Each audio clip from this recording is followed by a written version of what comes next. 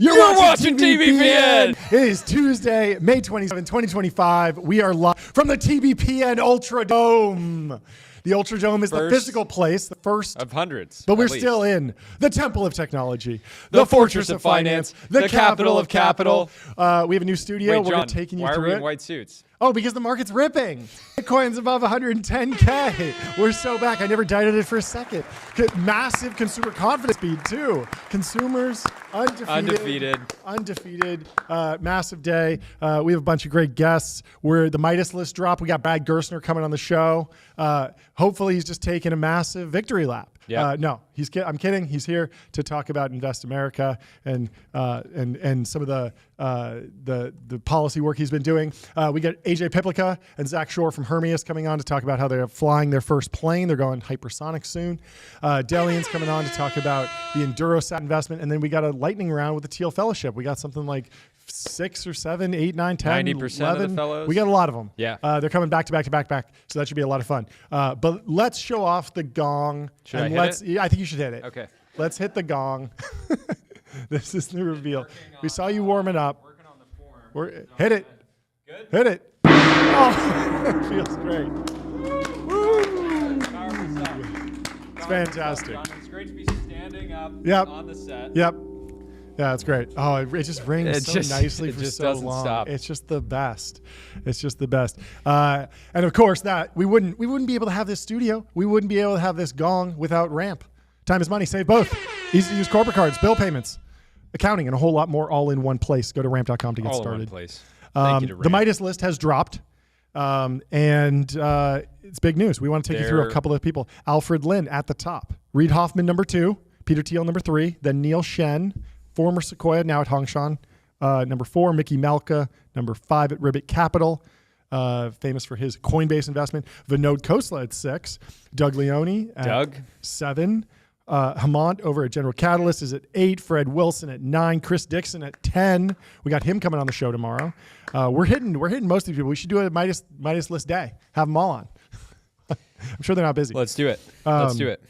100. I mean, we've been talking about forever now, trying to break the Guinness World Record for most VCs on a single podcast. Yes. We believe that we'll safely break it at 100. And so why not just do the Midas list? Yes. Getting them all, like you said, getting them all on one show. We should. Consecutively would be totally probably no problem. Their EAs would be on overtime. Right? But it would be chaos. They're the unsung heroes. Yeah. You got Mike Spicer, Sutter Hill for Snowflake at 11. Roloff made at Sequoia, made 13th. Who else is interesting? Well, we have back-to-back on 17, 18, 19 in terms of TBPN appearance. We got Keith Raboy at 17, Mark Andreessen at 18, Trey Stevens at 19. They've all been on TBPN. Maybe we should just only read off the ones. Yeah. The real. We should issue. Who our are these own other list. people? They're no names if they haven't been on the show yet. They need to really make a name for themselves by coming on the show. Yeah, they do. Anyway, we should do some timeline. Was there any other news that broke? It was kind of a quiet weekend with the Memorial Day. Obviously, there were lots of folks at the Monaco GP, the F1 race, but most of the venture capitalists, of course, were at the Coca-Cola 600 because there's been a major vibe shift. Major vibe shift. So NASCAR's in, F1's kind of out, but you're still into the F1 stuff because you got that European flair. Yes. Yeah. European flair, John.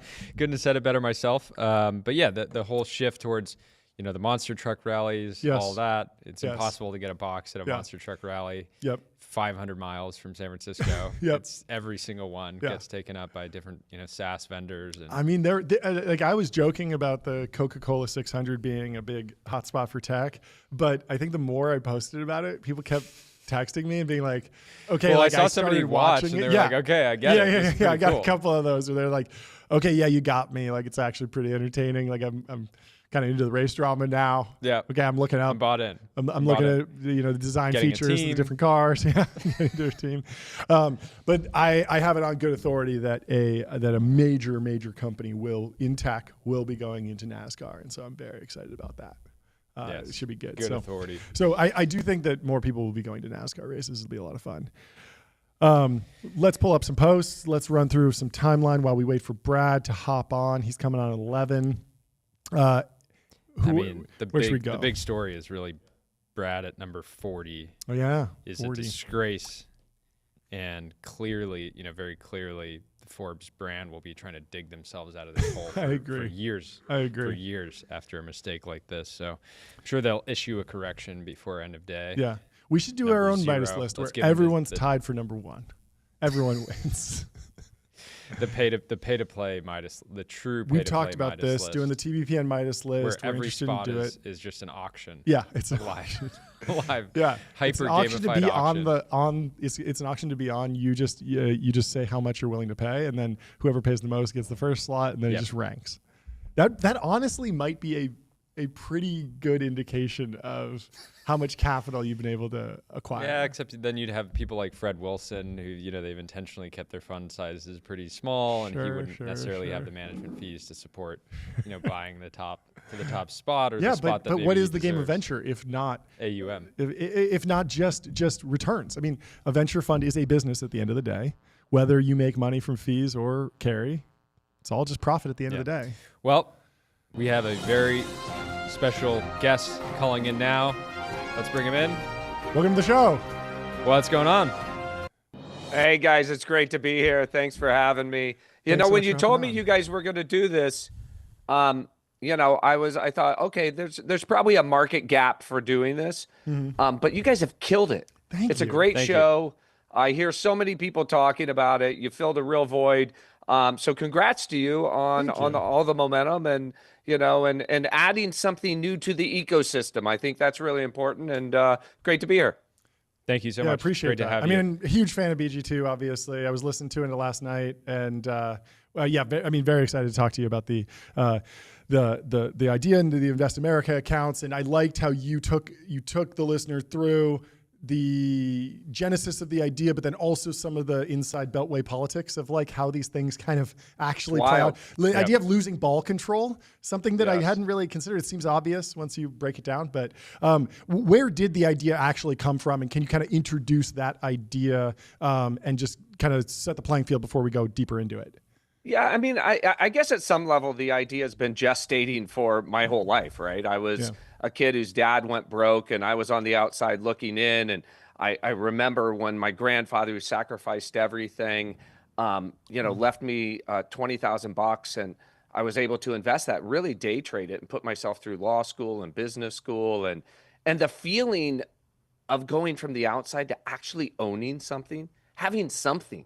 Yeah. Right. That you can get that snowball rolling down the hill. So I think that was the seed planted in a young kid. But over the course of the last 5 to 7 years, started getting a lot more concerned. And COVID really punctuated this for me about kind of this growing wealth gap, the haves and the have-nots. Over 50% of the population under 40 having a negative view of capitalism. Yep. And Ray Dalio, he did this great he did a great presentation at the All In Summit where he talked about the rise and fall of the great countries. And one of the principal reasons that great empires or great countries fall was wealth concentration among a very few. Yeah. Right. And so you have kind of French Revolution type moments. And it seems to me that the natural byproduct of the technology revolution has been, that you can now have somebody like Mark Zuckerberg who serves 3 billion customers around the world. Right. Henry Ford couldn't do that. John Rockefeller couldn't do that. Right. Their TAMs were much smaller. And so you see the increasing concentration of wealth. And the question was, how do we protect and preserve capitalism, the free enterprise system, the golden goose, which has created this innovation, which has driven humanity forward? At the same time, not drift into socialism and redistribution and try to kill the patient in order to save it. Right. And it seemed to me the answer was to make everybody a capitalist from birth. If you gave everybody ownership and allowed them to compound in the upside of capitalism, right, rather than disincentivizing people by taking money away or creating some kind of socialist state to create UBI or some other cockamamie scheme, but really to make everybody a private owner of assets from birth, treat it like a 401k, let it compound for their life, get them excited about what it means to own something. A day like today when the markets are doing well, it's up. There's a lot of excitement among our community, right? People even just tracking the price of Bitcoin by itself, but there right? aren't as many people. But every American should be bought into that to some degree, right? And even just seeing the number go up by a few percentage points is enough to get people excited about participating in the system. I must have been like 8 years old or something, but my parents took a 12-pack of Coca-Cola that comes in a cardboard box. They cut out a stock certificate out of it. I didn't grow up wealthy or anything, but they bought like 5 shares of Coca-Cola or 10 shares of Coca-Cola. And I just remember it concretized this idea of like owning stock, which was very abstract to an 8-year-old or something like that. And I had that on my wall for a long time. And then at a certain point, it realized that, oh no, this has financial value, because obviously it wasn't literally tied to the stock, but they had been holding the stock in an account for me. And I was able to kind of experience that, which I think a lot of people are missing out on. I want to ask you about the idea of holding specifically. There were some ideas about 18, age 30, day one retirement fund. How do you think about unlocking that value, and how do you think about any of the risks around, like, obviously you don't want people going and writing forward contracts against it on day one, right? Although I'm sure someone will try and financialize this. Yeah, and of course they will. That will be illegal, as will payday loans against it and other things. That's good. Treasury Department will have to put together the rules and the regulations to make sure that this is implemented and executed in a way that we all feel great and proud of. We have some incredible people lining up who will design the product. But you know, the basic goal is every kid has on their phone this. I own a little bit of Apple, of Berkshire Hathaway, you know, and that will make them feel like they're in the game. But when you think about this, we want it to be a one-way lockbox, a 401k where parents and kids can add money into the account. Birthday money, bar mitzvah money, as easy as Venmoing in $10, $20, $50, $100, right? And you'll have this register that will show all the deposits in the account over the life of the account. So when the kid looks back at 18 and sees, like, where did all this money come from? And the first one will be $1,000 from the U.S. Treasury Department. Yeah. Right. And you know, but we're going to see an internship too, right? If you, you know, just showing that sort of long-term thinking, it's like basically a track record that you can go and use throughout, you know, your early career. Yeah, I mean, there's also these viral moments where a lot of kids will build something and they get a bunch of attention and they try and kind of monetize it, but it's hard. But it's like it can be very easy money, easy go, easy come, easy go with those. Kind of so this moments. Is a lockbox, right? Exactly. Money can go in, money can't go out. And now we have corporations, Dell Corporation, NVIDIA,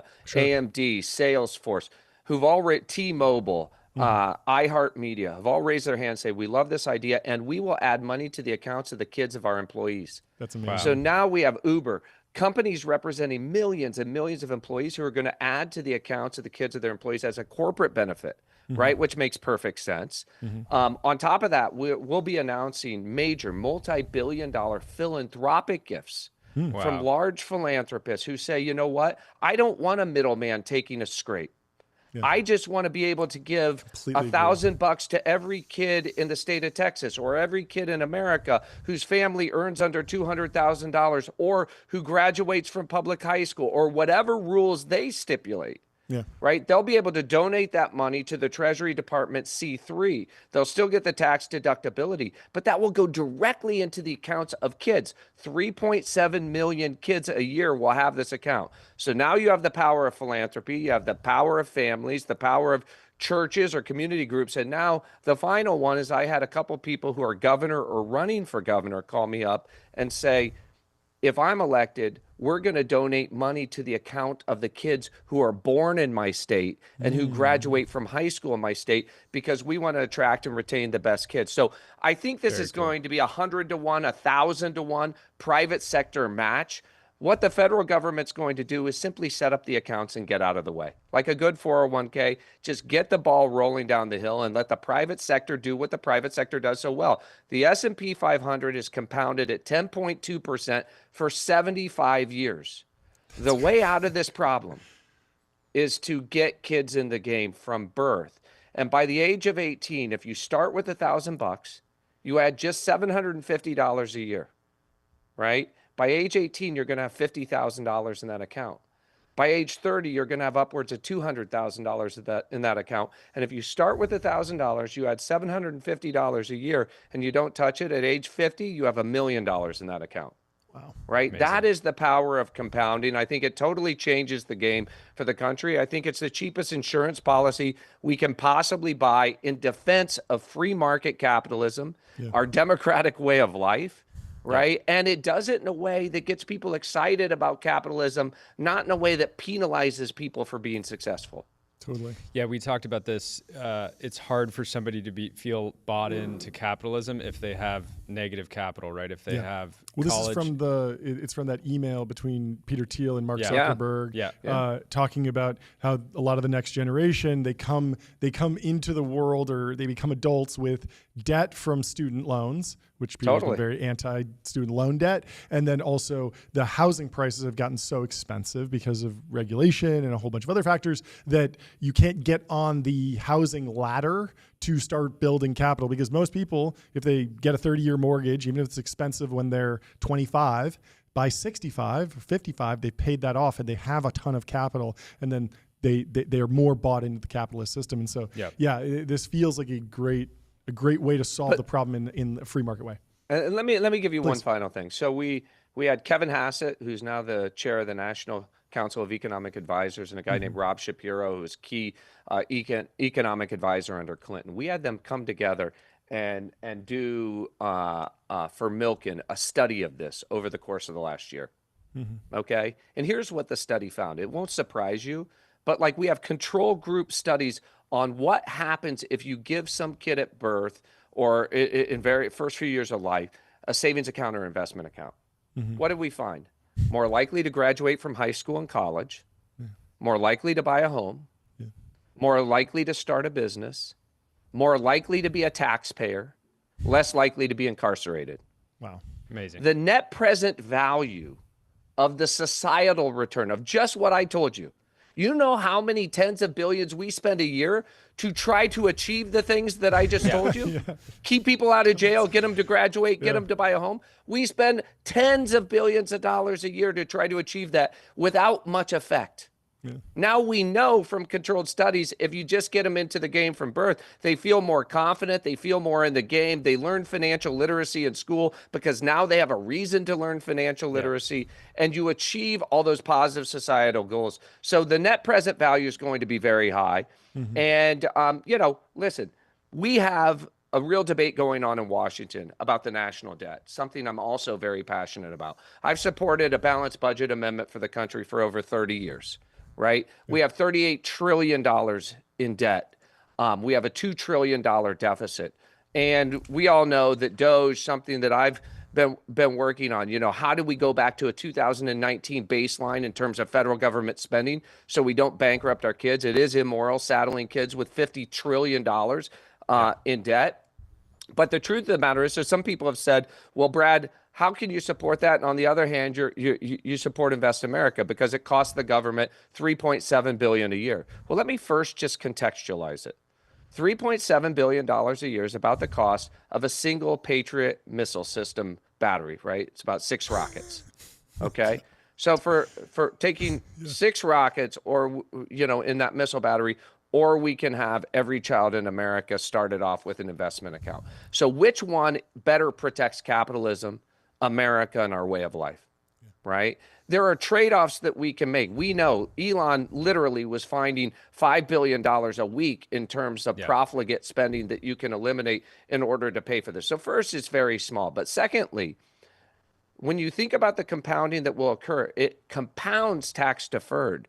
But at the end of the period of time, you have to pay capital gains tax on it. Yeah.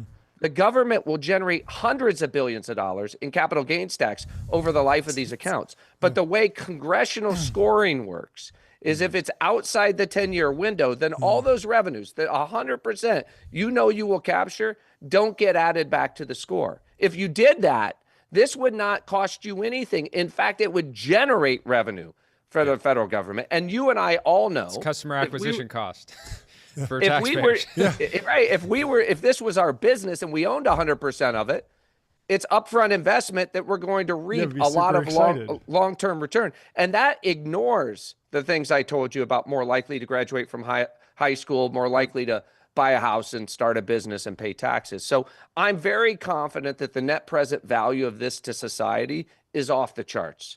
right? This is a no-brainer for us to do, but I'm equally passionate to say that it's not acceptable that we're not taking seriously the national debt.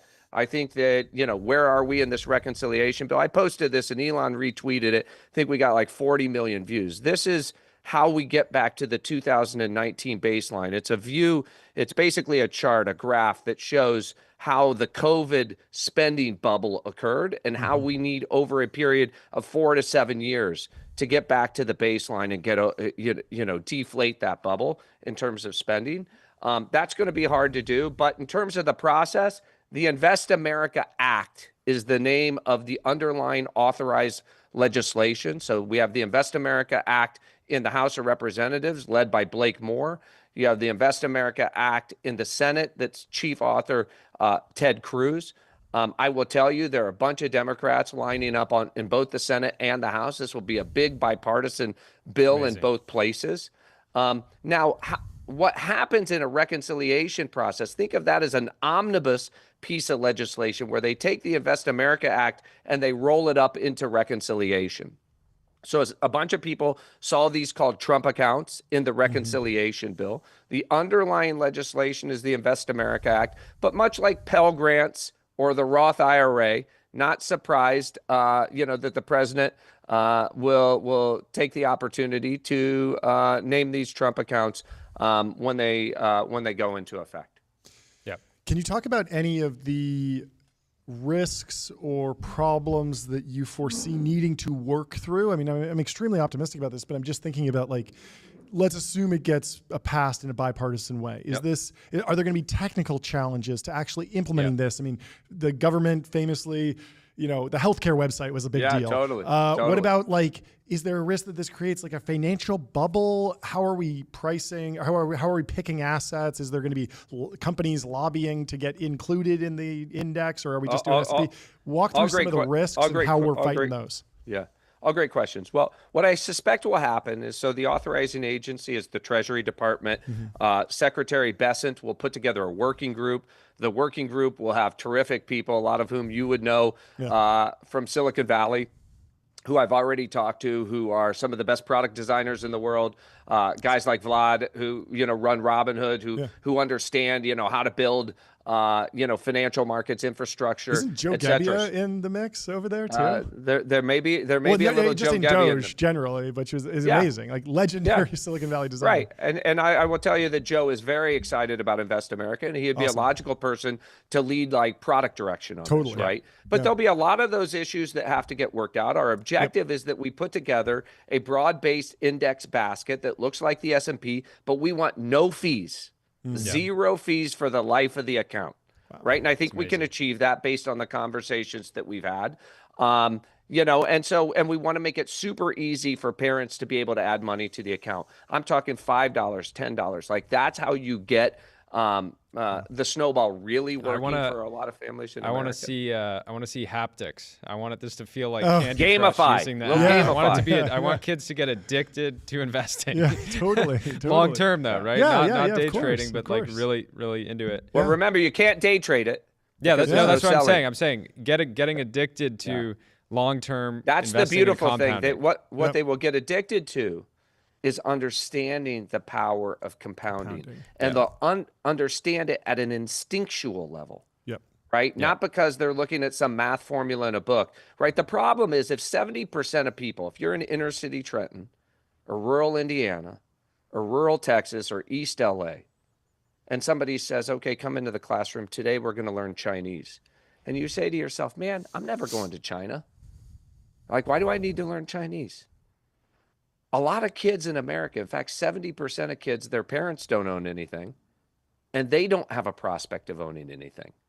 And so now you tell them, we're going to learn about stocks or compounding or financial literacy, and you can see why they check out, because they don't have a frame of reference, right, to understand that. But now every kid in that class likely has a phone, and the teacher says, open up your phone. We're going to talk about in the 7th grade how you got $14,000 in this account. what it means to be a shareholder in Apple, what it means to own a stock, what your voting privileges are, how that compounded to $14,000, what it will compound to over the next 10 years if you add $20 a month, if you add $50 a month, if you don't add anything, right? Like now you have their attention because they own something. And, I think that this is going to unlock just a massive amount of human potential. But, it's one of those things that on the left, people get excited about it because, you close the wealth gap. On the right, people get excited about it because you defend capitalism and you build something that's aligned with capitalism. There is no government account. There is no government ownership. There is zero.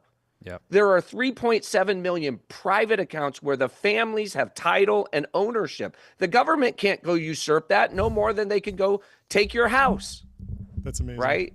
It's a private account. So we found this magical blend where I think we can land the plane. It's in the reconciliation bill. I expect that this is going to become law, in the early part of July. I think the president's goal is to sign it into law on July 4th.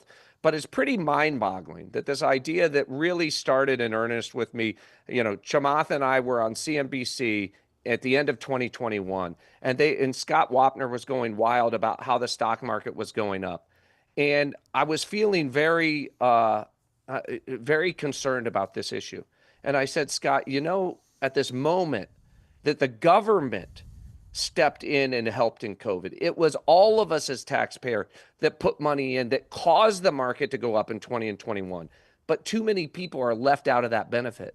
Yeah. A lot of people lost their jobs in 20 and 21, and they weren't in the market, so they didn't benefit from the market going up. So that's when I first said to him, what I would like to see is I would like to see President Biden pass a savings account. And at the time, I said $2,000 in it. For every kid in America. So they benefited from the upside of the compounding of the markets. And it's pretty surreal to me that starting in the fall of 24, that went a little viral on Twitter. And now we're really on the 1 yard line. I would encourage everybody to follow it on Twitter at InvestAmerica24. We're going to be posting legislative updates, working group updates there. But I really appreciate you guys giving me the chance to talk about it a little bit today. Yeah. It's super interesting because for doing this. Last comment. To me, it's given everything that you do already, it feels like the perfect way for you to serve the country and in some way create a incredible legacy. And I just love this so much more than the COVID stimulus because I remember watching that happen where people got checks and there were actually a series of kind of financial influencers who grew massive accounts around when will the checks arrive? How do you get your stimulus check? What should you do with it? And then that quickly turned into essentially like day trading it. And obviously we know that statistically those people lost a lot of that money, kind of gambled it away.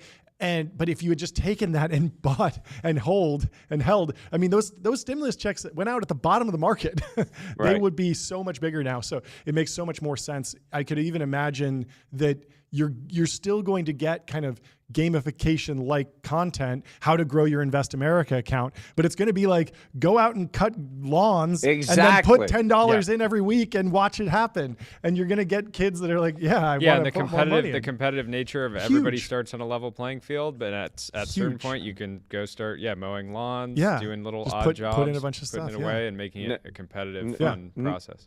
No doubt about it. And imagine this, I've been investing now in Silicon Valley since 1999. And, we had the internet, we had cloud, we had mobile, we had social. And every time one of these waves came, I was like, it can't get any bigger than this. But machines beginning to think on behalf of humans, right? The age of AI is, I've been saying now for several years, is going to be the biggest super cycle of our lifetimes. Mm-hmm. I think I'll be investing against it for the balance of my career. It's making us all bionic at a rate that's really hard to understand, but it's going to lead to a lot of dislocation, right? The idea that we're not going to have to renegotiate the social contract, right, as part of this transformation is just like, that's head in the sand. There are going to be a lot of people who lose their jobs, right? And they're going to, I'm a positivist on this stuff. I think the world ends up in a better place. But it doesn't mean that everybody ends up in a better place, right? The Industrial Revolution caused a lot of pain, on the way to net gain for society. Yep. And so we need to figure out a way that and this is just one of a lot of different ways we're going to have to come up with, right? Around retraining, re-educating, like changing the way in which we educate people. You guys are going to talk about the Teal Fellows today. I mean, that is a way to deconstruct education that could potentially be a model for further transformations. But they're going to have to be the best and brightest among all of us to rethink the social contract in a way that holds this fragile experiment together.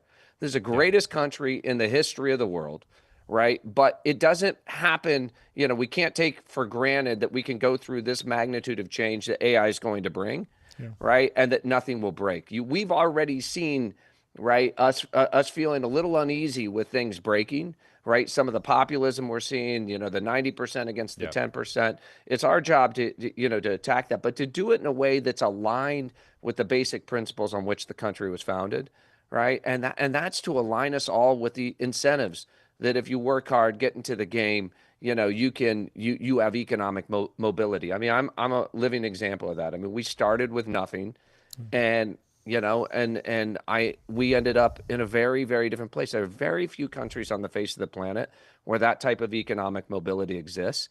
And I think this is going to put us in a much better position in that regard. Yeah, we can't lose it. It's too important. Yep. Well, thank you so much for thank you so much for doing this. Guys, great to be here. Next time we get to tell you, let's talk VC and investing and markets and all the other good stuff. I have one question before you jump off. Do you feel, I know you're heavily invested in AI, do you still feel underexposed to AI given how sort of bullish you are in the fullness of time? If you look at a chart that plots OpenAI's revenue growth against Google and Meta, it's growing, it's achieved the same level of revenue in a fraction of the time. It's already multiples bigger than Google was at the time of its IPO. So, we own a lot of OpenAI. I wish we owned more. The reality was the winners of this moment in time, and there's going to be a whole bunch of agentic application, but we haven't even really begun in the application universe. There are going to be tons of these. But the winners of this super cycle are all going to be winners of the previous super cycle. So I would say we're all in. We're all in it around it in the public markets. We're all in it in late stage venture, where we just participated again in the round of OpenAI would be an example of that. And we're doing some of the most interesting early stage stuff of my career. Companies that are scaling at rates I've never seen with small teams, very efficient, very low burn ratios.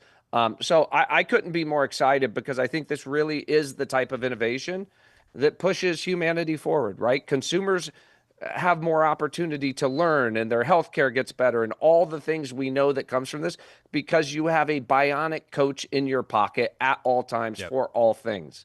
And enterprises are going to get transformed as well. We're in the golden age of margin expansion for enterprises. And if you're not breaking your company today and figuring out how to make it AI native, AI first, right? You're just going to lose your market share and you won't be there to compete in a few years. With the internet itself, the diffusion was a lot slower. You had time. You had 5 to 10 years to get on board. The diffusion is way faster and way more impactful this go around.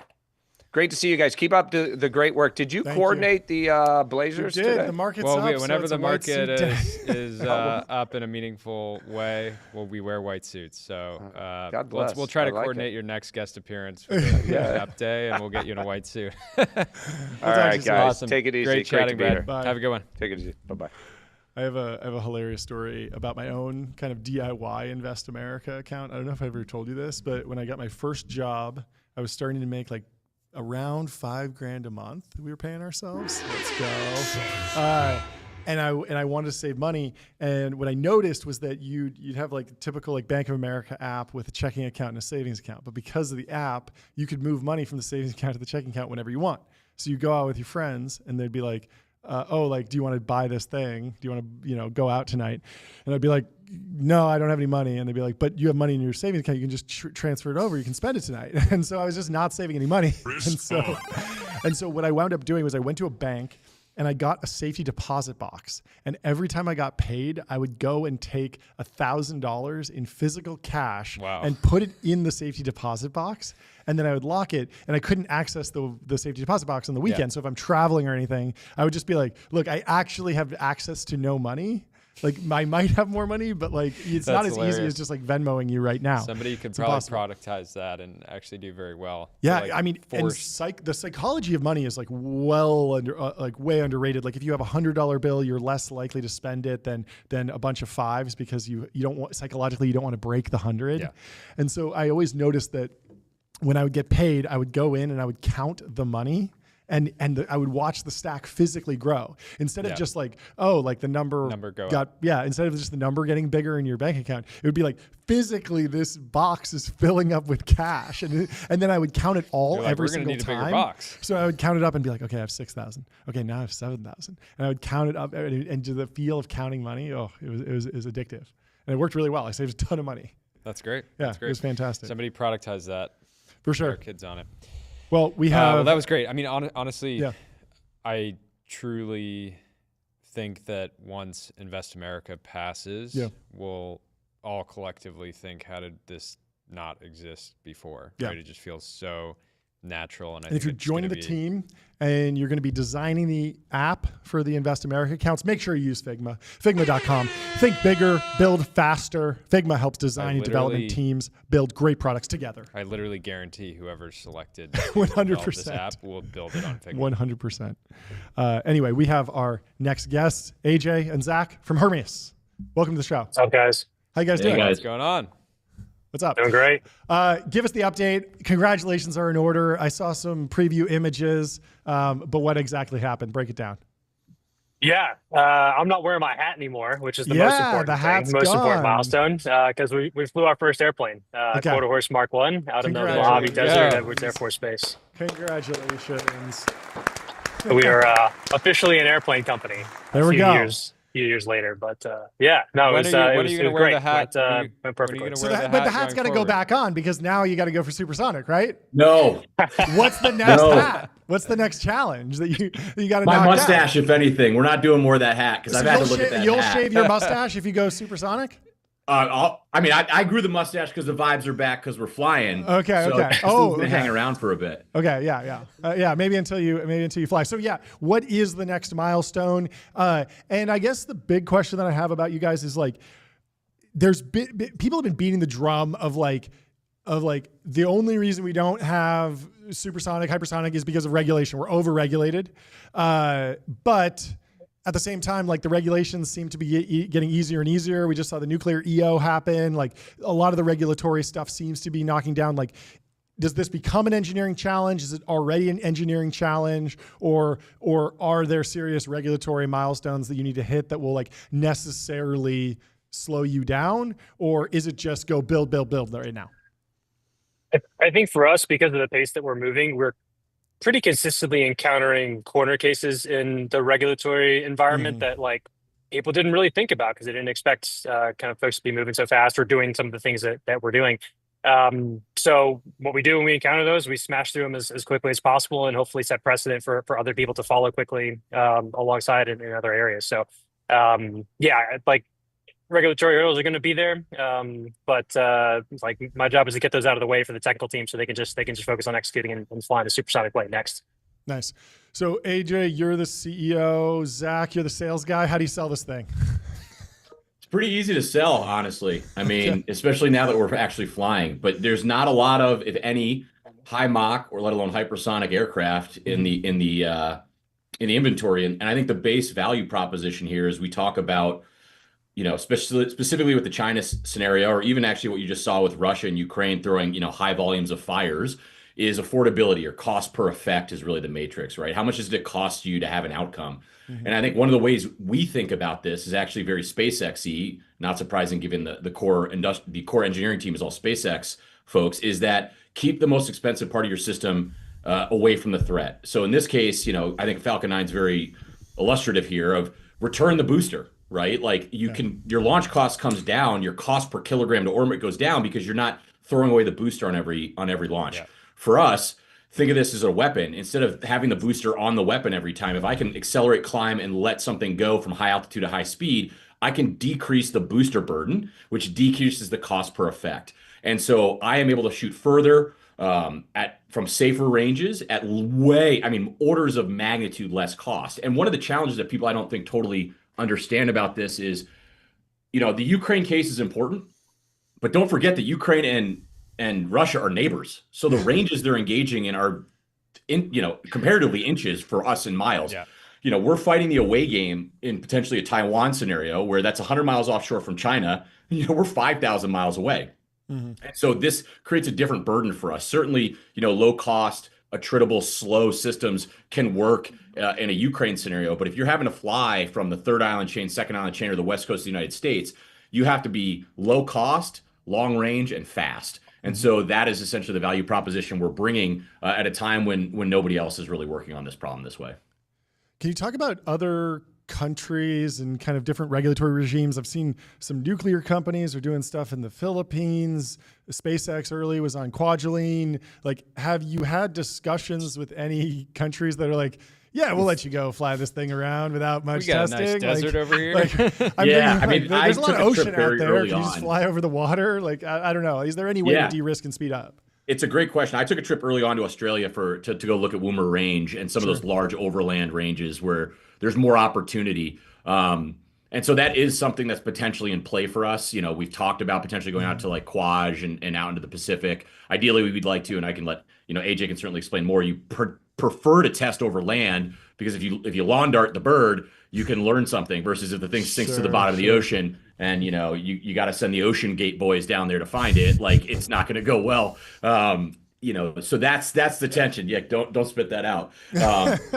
So yeah, we want to fly over land, but there's a regulatory hurdle here for sure, that we have to manage. And honestly, there's even still a regulatory hurdle flying over water, right? I mean, AJ, what's the 12 nautical mile, like, we're dealing with? There's a pretty big like scarecrow, like, oh, is this person's responsibility for how you regulate uncrewed aircraft more than 12 nautical miles off the coast of the United States.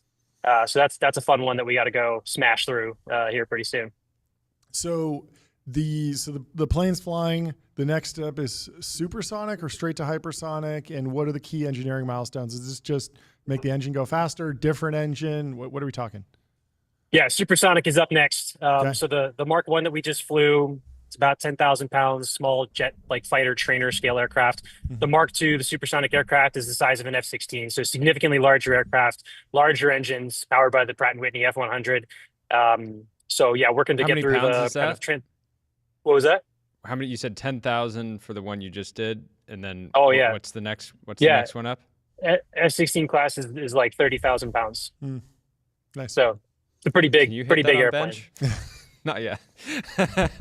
Yeah, very, very. It's like 6 BMW M5s. Yeah. That's good mental math right there. Yeah, wild. Yep. Yeah. So any other milestones coming up? Are you just trying to hire? You guys are in different spots. Or do you have multiple offices right now? Like, what's the status of the company? Yeah, we're pretty consistently growing. Headquartered here in Atlanta, we have a pretty big presence out in LA that's growing. More and more of our kind of advanced development, prototyping work is happening out there. Obviously, like we flew out there, so that's helpful. We have a test facility down in Jacksonville for our engines that we're going to be growing over the next couple of years, and good crew up in DC for both business development, sales, as well as all of our regulatory work.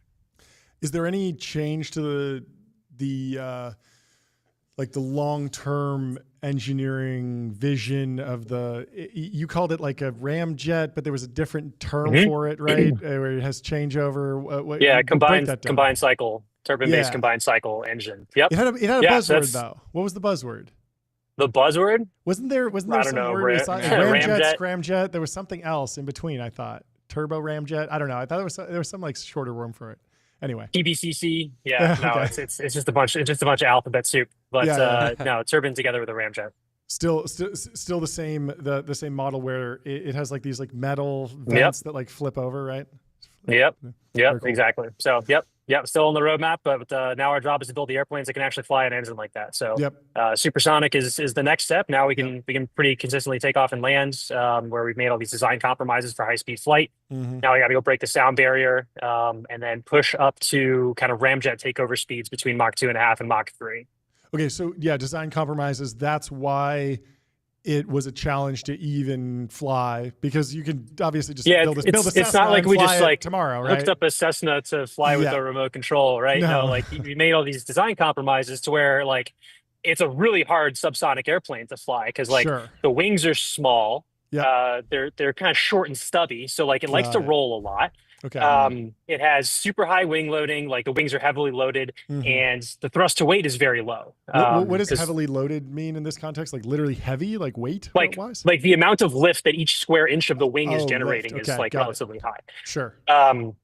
Even so, and then like low thrust to weight. So this all like comes down to like really high takeoff and landing speed. So like not only do you have to build an airplane, you got to build like a land speed record race car that's on the ground, traveling more than 200 miles an hour before it even takes off. So yeah, it's just tough, and the team really nailed it.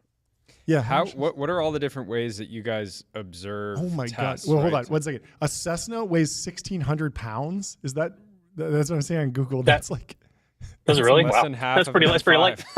That's like almost like, but less than 5 times lighter. And so, you're 5 times heavier. This is a legit airplane. Okay. Yeah. That's a serious challenge. What are all the different ways that you guys observe and sort of track a single, test, right? Because even earlier today, we were watching the SpaceX launch. They were putting up some more Starlink satellites, and I think it was an X problem, but like their stream kept cutting out and all that stuff. But I think it was an X. Like I think the rocket and everything was fine, but the X stream the was space part is we had a pretty. I think everybody in the company's heart kind of dropped, like skipped a beat, because one of the camera feeds that we had on the vehicle is from the nose camera. But its range doesn't extend like the whole. That's what I was going to say. However, huge. So like the nose camera cut out, and everybody's like.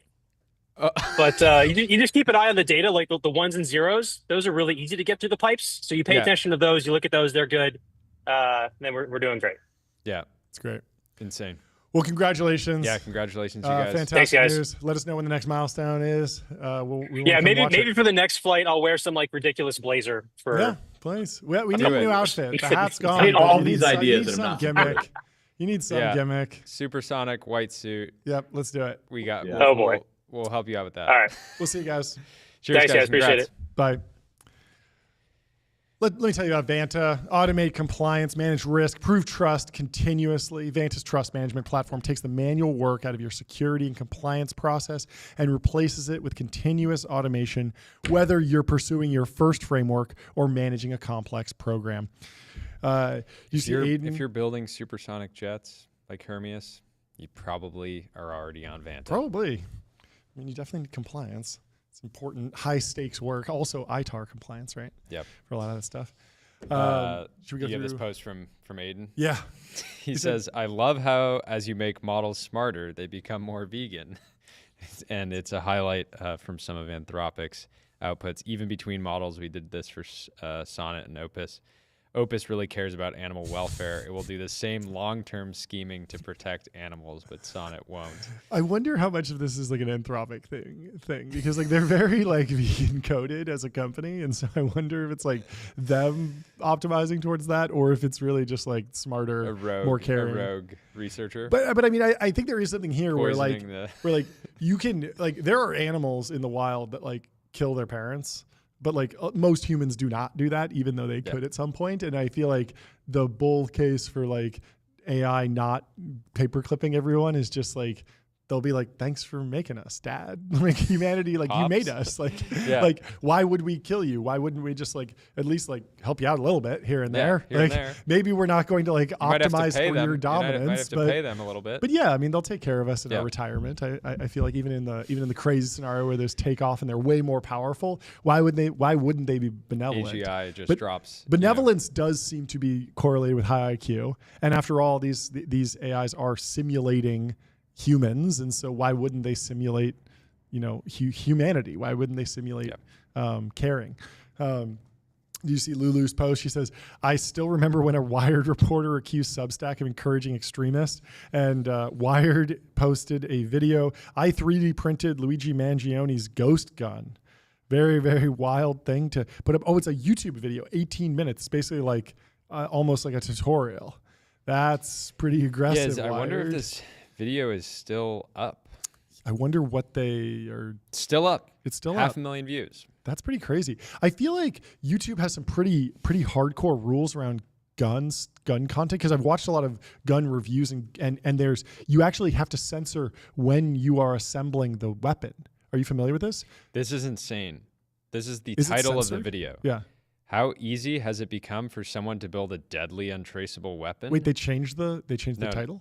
No, this is the description. Oh, the description, yeah. How easy has it become for someone to build a deadly and untraceable weapon? With nothing more than a 3D printer and parts ordered online, Wired senior writer Andy Greenberg remade the exact same gun allegedly used in one of the most high-profile assassinations in recent memory. So, yeah, straight up basically saying to the world, it's easy to make ghost guns. In a lot of gun YouTuber videos, if they are attaching a silencer, they censor that part of the video. So it'll be like, I'm going to put this silencer on this gun, and then they will censor that part because that's technically assembly of guns, and you can't show that on YouTube, but you can show a silencer, you can show a gun if you're registered, obviously, and you can show them together. You just can't show the assembly of them, which is very interesting. Anyway, we have our next guest coming into the studio, but first, let me tell you about Linear. Linear is a purpose-built tool for planning and building products. Meet the system for modern software development, streamline issues, projects, and product roadmaps. And they have agents now. The backbone of TBPN. Many people have been saying this, John. It is. It's our secret to success. Lots of thread boys out there writing threads about what makes us successful. It's Linear.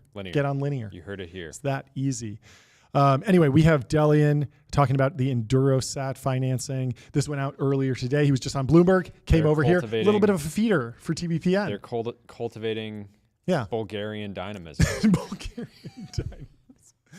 Yeah, it really is. Bloomberg really is kind of like the farm team for us, you know? Yeah. You go on Bloomberg and then we kind of pick the cream of the crop. The Ben best. watches. Yeah. And he says, oh, this person performed well. Hey, how you guys doing? There they are. Welcome to the stream. Welcome to the show. Fantastic lighting, both of you. You look great. Thank you. Guys, Obama would be proud. You guys, he took the gray suit and fumbled, but you guys took the gray suit and, really won it. The white suit. The market's up. It's white today. Market's ripping. You guys are announcing a big financing. Congratulations. It's for you. Break it down for us. Baby. What's the deal and what does the company do? Yeah, introduce everything. Yeah, we're leading this $49 million Series B for EnduroSat. It's predicated on the thesis that we've been looking at for a long time, which is basically like somebody needs to go build what I call like the Dell for satellites, right? Mm-hmm. When I think about like my business at Varda, my job is to build like the reentry capsules, the drug manufacturing equipment, like the rest of the vehicle is basically just like a standard satellite that I'd much prefer to not have to go entirely build myself. Mm-hmm. And so kept studying the ecosystem for a long time, seeing if there's anybody there. There's been some US players that have popped up over the past couple of years. But like the sort of one-liner critique that I give of everyone, including in some ways of like the Varda satellite, is that if you look at the overlap between our satellite and like automotive or consumer electronic supply chains, very limited. It's all this like very specific aerospace supply chain that is basically the same component that it's been since 1972. And there's just been no maturation in that. Obviously, consumer electronics, we now have these like wonderful things called iPhones. These are mass manufactured, super cheap, keep getting cheaper over time. You don't have anything like that, basically happening in the aerospace supply chain. And so credit to the team at, sort of EnduroSat and ICHO, because they like didn't have any venture funding for a long time. They couldn't afford to do like the traditional satellite manufacturing approach. And so they basically had to go and figure out how to adopt consumer electronics, medical devices, automotive supply chains, but then figure out how to stitch together some great firmware, materials, et cetera, to make it into a space grade piece of hardware. But now they're able to deliver, sort of components and satellites and services that are literally like 10x delta prices. And so the company, I'll tell you, this is crazy, which like is never true for any aerospace company or defense company in the US, literally profitable, growing 2 to 3x like literally every single year. And it like is delivering components and satellites at like 90+% margins. It's just like literally completely unheard of in any other, sort of aerospace company.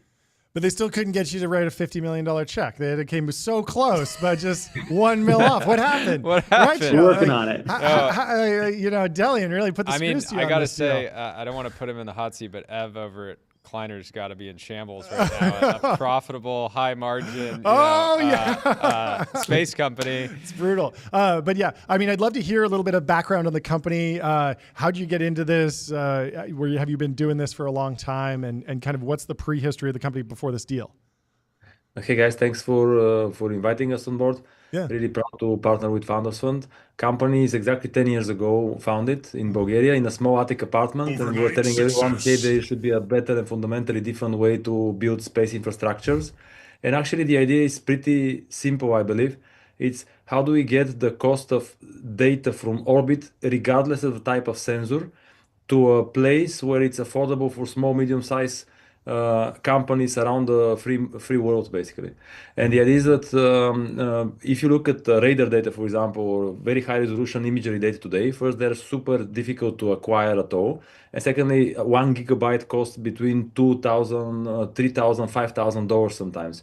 And we figured out, we made a simple calculations about what type of applications there are, and we decided, okay, if we are to ever enable fundamentally accessible, universally accessible space for multiple other entries and really different innovations to spin out and finally get into the space industry, and if we are to ever link these hardware-centric, excruciatingly painful supply chains with the actual objective data consumer markets that have nothing to do with space, this will be a game changer, and it's going to be good for humanity in general, and good, great for the business as well. Mm-hmm. And the idea was very simple. We need to get the data, 1 gigabyte data from orbit, from any type of sensor, as low as possible and as close as possible to $1 per gigabyte. And I think this will open the gates of innovation in space like never before. So we started with the idea, okay, to do that, we need to absolutely change and be very asymmetric in the way that we build the satellites. We need to figure out the way to automate everything. We started with the idea the satellite is just a flying workstation in orbit. It's technically everyone in the whole industry is super obsessed about, hey, my satellite is X amount of kilograms or pounds. My satellite has X amount of connectivity. It's always obsession about the technology. And I believe the whole shift should be, we need to be in love with the challenge that we're trying to solve. The challenge is very simple. If we get massively improved and instant access to space data, fundamentally changes everything. For the businesses, for defense, for any type of ecosystem within the democratic world, this is a fundamentally important for us challenge.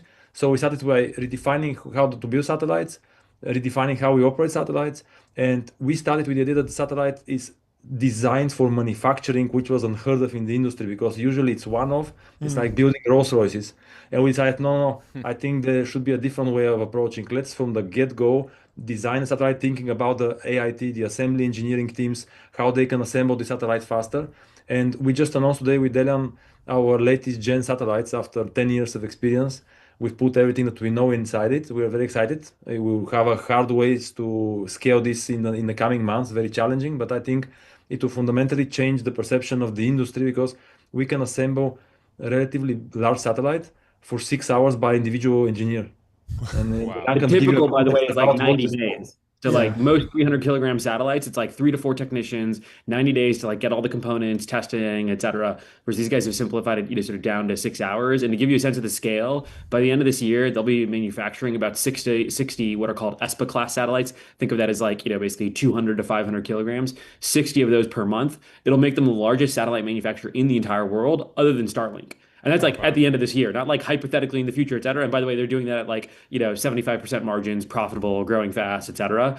And they already have like, 300 plus customers, not like 1 or 2, sort of super concentrated. And so at some point I've been tracking them for like 6 years, and I kept kind of discounting it because I was like, look, if I bring up the idea of like a Bulgarian space company to like FF, people are going to be like, you're obviously so biased. Like, what are you doing? Like, clearly you've just got these crazy blinders on. But at some point I kept meeting with him for like 5 or 6 years, and I was like, guy, like, it seems like it's the best tech. It's growing really fast. It's really great margins. And so I brought it up to like, my partner, Sean Liu, who's like, sort of the growth version of Delian, really likes industrial, et cetera. I was like, Sean, am I like crazy? Or like, is this like actually, I think even really good from like a numbers basis, let alone technology basis? And he was like, let's fucking do this immediately. And I was like, okay, cool. My other favorite anecdote from the company is like, Raicho basically started to like recruit and repatriate basically Bulgarians from like Airbus, Thales, America, et cetera, and got them all back to Bulgaria. Cool. But at some point he was like, I'm going to run out of this talent pool. Like there's not like a million of these types of engineers. And so he was like, you know what I'm going to do? I'm going to just make my own talent pool. And so he went to the local like university in Sofia, which like plenty of problems in Bulgaria, but like, minting like physicists and like computer engineers and mechanical engineers, we do that all day in, day out. And so he went to the university. He's like, look, I'm going to take over your like junior and senior year program. We're going to change your like aerospace engineering to just be like, we're just going to teach you how we build things at Endurosat. We're going to give you effectively what look like client projects. And then just whoever gets the A is we're going to hire on the other side. And so now of the like 300 person team, 80 of them are people that have graduated from this program.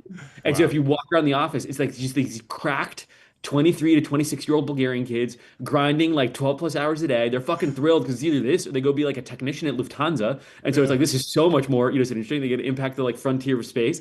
And by the way, Bulgaria's never had any of the fucking entitlement that America has had, right? The whole wave of like wokeism, DEI, like, entitlement, clackism doesn't fucking exist. The country's too fucking poor to do it. And we like, by the way, we hate socialists. We still do. And so all that stuff is like, bred in Marxism. We fucking hate Marxism there. I was literally doing a run through like, the downtown Sofia the other day. And I fucking loved it because I like stumbled across his old Marxist statue, and literally there was all these like hammer and sickle like things with just huge X's in them, and everybody just out the hammer and sickle. I'm like, fuck yeah, man, this is what we fucking need in America. You have fucking people like pro Hamas, pro Marxism, these fucking crazy people that are super entitled, and in Bulgaria it's just like, yeah, we're just gonna kick your ass, and we're gonna become like the TSMC of aerospace, where it's just gonna be this national jewel. We're gonna fucking mint the engineers. When a kid is born, he's literally gonna be doing aerospace at 2 years old. He's gonna study it in middle school and high school. He's gonna go to the university, and he's going to graduate, and he's going to immediately want to go work in Endurosat, and we're going to build up the whole ecosystem here. Yeah.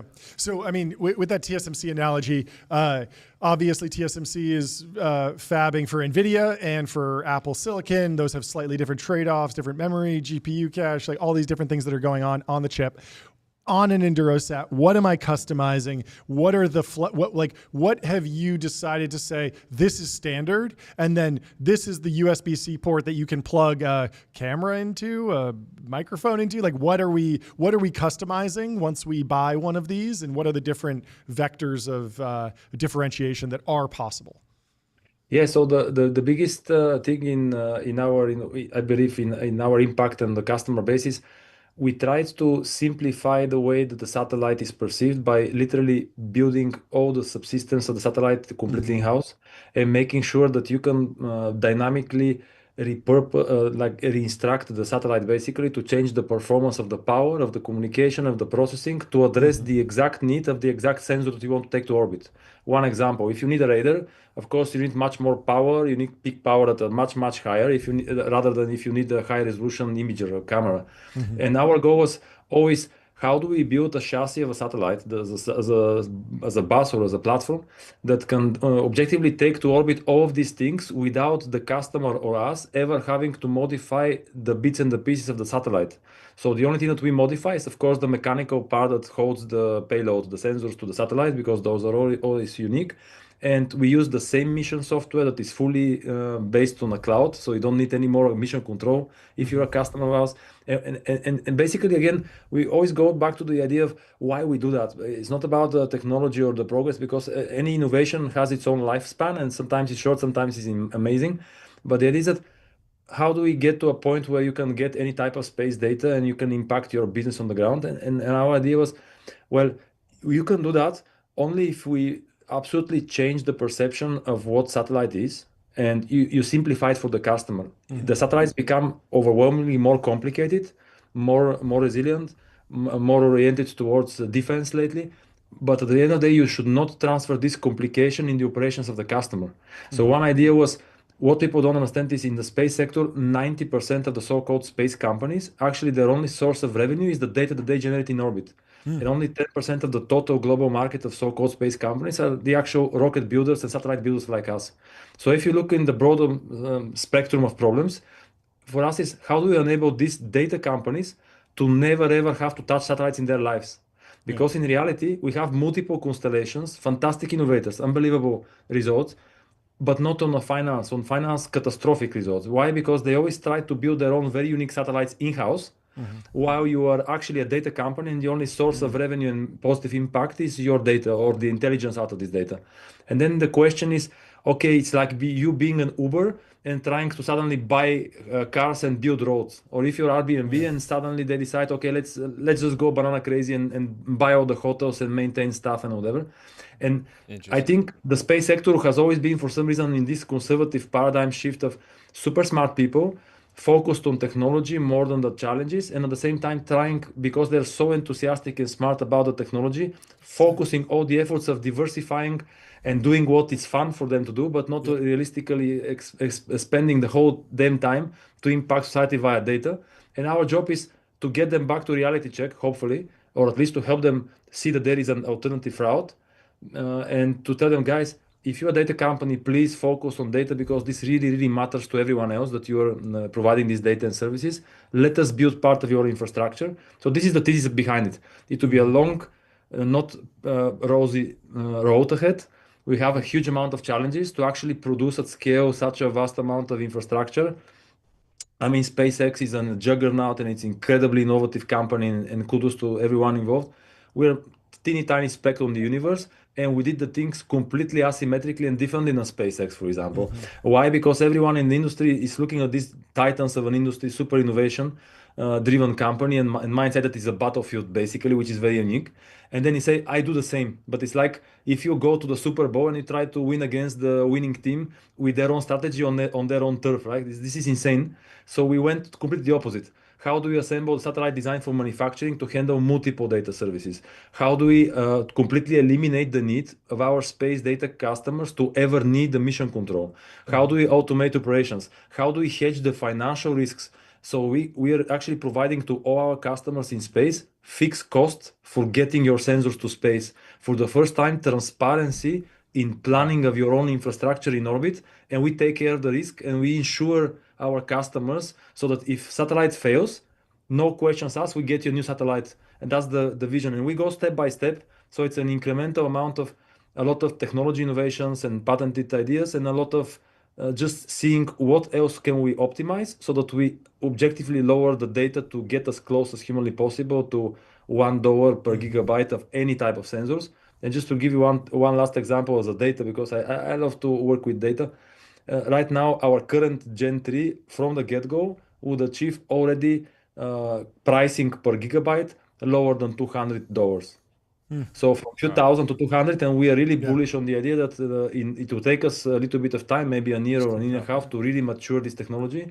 And ideally, we get it as close as humanly possible to $1, which will open the gates of innovation, I hope. So my one-liner that I'll end on is, in a traditional satellite, if you wanted to double the amount of power storage you want to do, you have to redo the thermal analysis, the center of gravity, the vibration analysis, the structure, etc. If you want to double the battery storage in an EnduroSat satellite, it is literally plug in an extra battery module, turn a knob, you're done. The satellite is software defined. It automatically knows, oh, I've got a second battery module. That means my weight shifted this way. That means my thermal shifted this way. It just pre-calculates all that and knows exactly how to deal with it. And that way the company can just focus on like mass manufactured individual modules. And you can still offer customization to the end client. You want to double your power. You want the bigger radar. You want slightly bigger. Great. You can have whatever satellite you want. It still is custom fit for your need, but it's mass manufactured. So, I mean, Varda's unique in that it's not a data company. Is there a world where you two guys work together in the future? Yeah, I mean, look, I think when we, sort of first started to get to know one another, his satellites were far smaller than the Varda, sort of satellites. And so this Gen 3 is the first time where they're starting to get into that size class.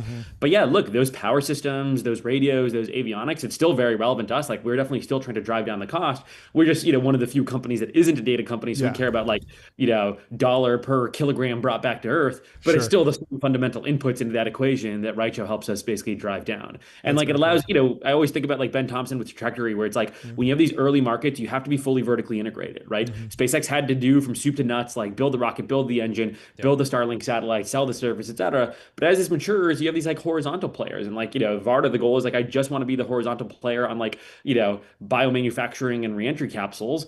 But like, I don't need us to be the world-class best, sort of bus provider. Ideally, we like are the master assembler of a bunch of the best components. And I'm hopeful that, Enduro can be that winner of that horizontal layer of, sort of components and satellites. It's amazing. Thank you so much for stopping by. Right, Joe. Last question from my side. Is Delian as famous as we think in Bulgaria? Is he like a household name, at least among tech interested folks? Among the tech industry, I think he's a superstar. Among the normal people, I don't think that they know him very well. Superstar. All I heard is superstar. Let's go. To adapt to his Twitter account, the X accounts, and stuff like that. So we are still in the honeymoon phase where we're taking good care of knowing each other and our good and strange habits. Well, I heard superstar and honeymoon. That's all I need. Yeah, I hope you made it to win the deal. I hope you made him assemble just one satellite. Actually, I'll be honored to invite you guys seriously because we are also having large operations in Denver, and very soon we'll be amplifying them. So ideally, end of this year, beginning of next year, as an experiment, it would be absolutely lovely to, if we succeed, to invite you and with your own hands to try it out and tell us, are we bullshitting or is this something like really meaningful that could impact the industry? I love TBPN needs its own satellite by the end of next year. We're building a dish network. Live photos of the studio. Yeah. We're vertically integrating for sure. Yeah, we have to in an industry like podcasting. You have to. You don't own your own satellite. This has been fantastic. We'll talk to you guys soon. Congratulations. Guys. Very cool. Thank you. Have a great rest of your day. Goodbye. Let's take a second to tell you about numeral sales tax on autopilot. Spend less than 5 minutes per month on sales tax compliance. Jordy, ring that gong. I think they missed you on the wide, but you can ring the gong for public.com. Right, investing for those taking it seriously. I want to see Jordy on the wide. Let's do it. Public.com, baby. They got multi-asset investing, industry-leading yields. They're trusted by millions. Wait, I just realized we need an actual air horn. We do need an actual air horn. For sure. For sure. The soundboard will eventually be instantiated purely with live bands. Physical objects. Yeah. Live bands are Lindy on talk shows. The soundboard is a poor simulacrum of what we could be having if we had played the ba-dum-psh and their band plays it. Yeah. This is obviously in the cards. You know, it's great that we have the live tracks. We need to do a live studio actual people. Can you imagine? To just say, Ben holds up the laugh sign and everybody just goes. I mean, just go, just go recruit them from USC, UCLA business schools. Come in, learn a little bit about venture, learn about business. Offer your voice for some laughs. Be great. Boo! They're like, oh no, socialism mentioned. Boo. Anyway, IPOs are back. Tech IPOs are back, kind of. Katie Roof wrote about the 3 successful debuts this month, what it means. Silicon Valley rejoice. Tech IPOs are a little bit back. We love to hear it. Oh, we actually have our first Teal Fellow guest. I don't think we have time to go through this, but MNTN went out, the advertising technology business connected to Ryan Reynolds, and Hinge Health went public. So that's great. We definitely do.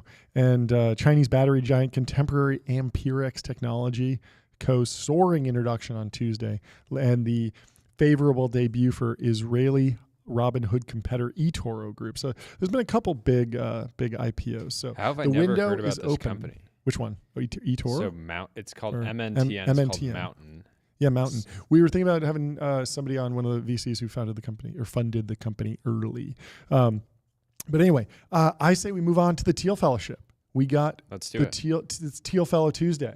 Why don't you kick it off with your post? Oh, because I feel like that really sets the stage. Yes.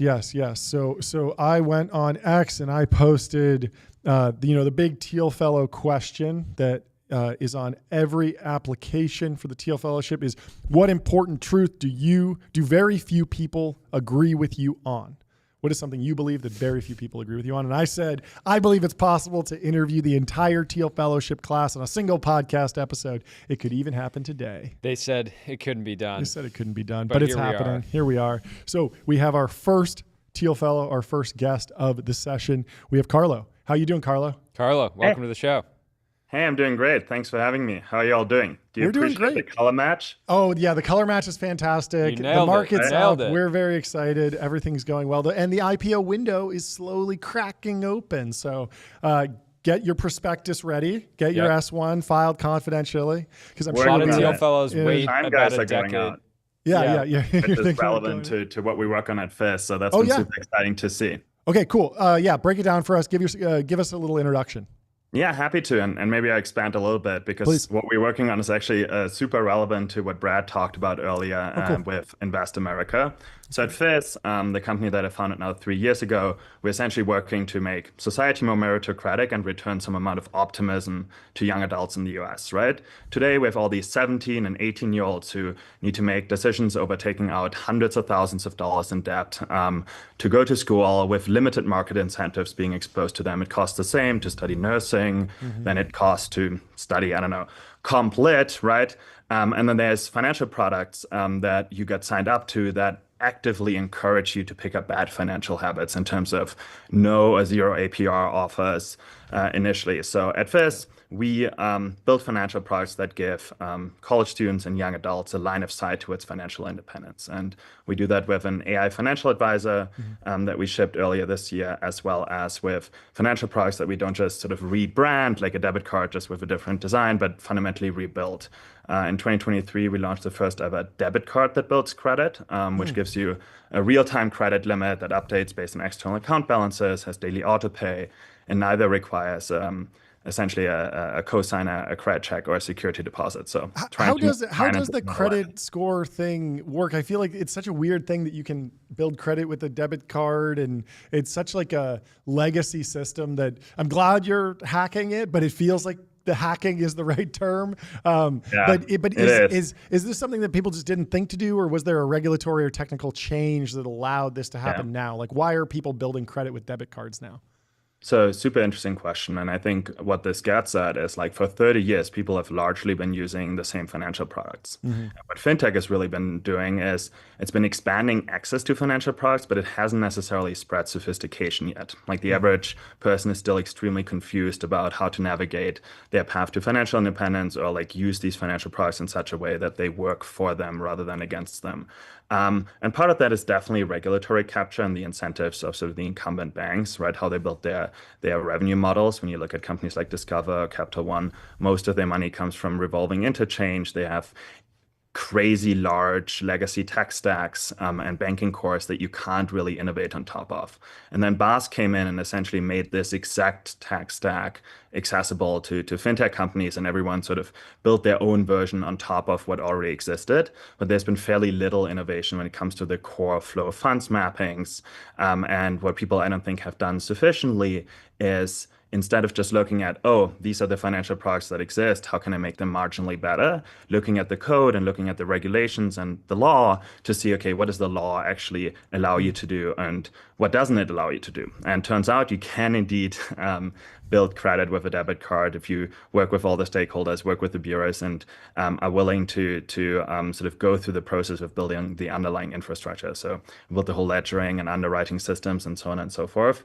And that's definitely a pain, but I think it's the type of innovation that we need in finance more than yet another N+1 sort of fintech product. When I was your age, I actually destroyed my credit entirely with about $5,000 in credit card debt. It was awful, and I had to rebuild it using with 2.5. I had to rebuild it using a secured credit card. So you have to put down like $1,000, and then it acts like a credit card, but it builds your credit back up. It took me like years to get back in a reasonable territory. It was a mess. I think it's super common experience, right? Totally. In my experience, I didn't even get a credit card because I'm from Germany originally. I came here for college, right? I didn't have a cosign. I didn't want to put down a large security deposit. And the FICO score, I mean, it's data science from the 80s, right? It was introduced in 1989. We actually don't have that many cohorts that we can look at in terms of how it impacts socioeconomic mobility in the long term, because 30 years in the greater scheme of things is not that much data, right? And it's a system that hasn't been questioned or changed since. And I think it's really due for substantial change because it's so upstream of the types of results and the relationship that people get to develop with their finances. Talk to me about the go-to-market. Peter Thiel, obviously founder of the Thiel Fellowship, also founder of PayPal. PayPal used the give 5, get 5 referral program. We've seen that used for Dropbox and Venmo and all these different products. Has that been something you've been working? That was also used by a very high profile fintech company that raised a ton of money. And I think they ran into the hard problem of if you give money away, you just attract like some of the worst customers that that can happen. We'll download the app to make $5 and then never. And I mean PayPal ran into like crazy scammers and stuff. So what's working on the go-to-market side and what problems has it kind of caused, I assume? Yeah, for sure. And I think what you just mentioned is really important in our industry, right? Consumer quality really matters. And it's kind of an odd concept to grasp because typically, like you set up your mixed panel dashboard and you just want the number to go up. The number of customers, right, really doesn't matter. That's not necessarily the case in finance. Like a lot of it is long-term LTV capture. How are you able to attach additional products to these cohorts? And you are taking on risk, right? You're taking on credit risk, you're taking on fraud risk, you're moving money. So there is a heightened sensitivity that's required in terms of customer quality. We think we're capturing the most exciting customer in personal finance, right? Young adults that are hopefully optimistically striving towards whatever their goals for the future are. And there's a ton of like sort of there's this exponentialization in demand for essential services that these people experience between the age of 18 to 25. In terms of our go-to-market, what's been working, we've built a lot of content. Shout out to Lisa and Kyle originally in our team who built a terrific content engine for us.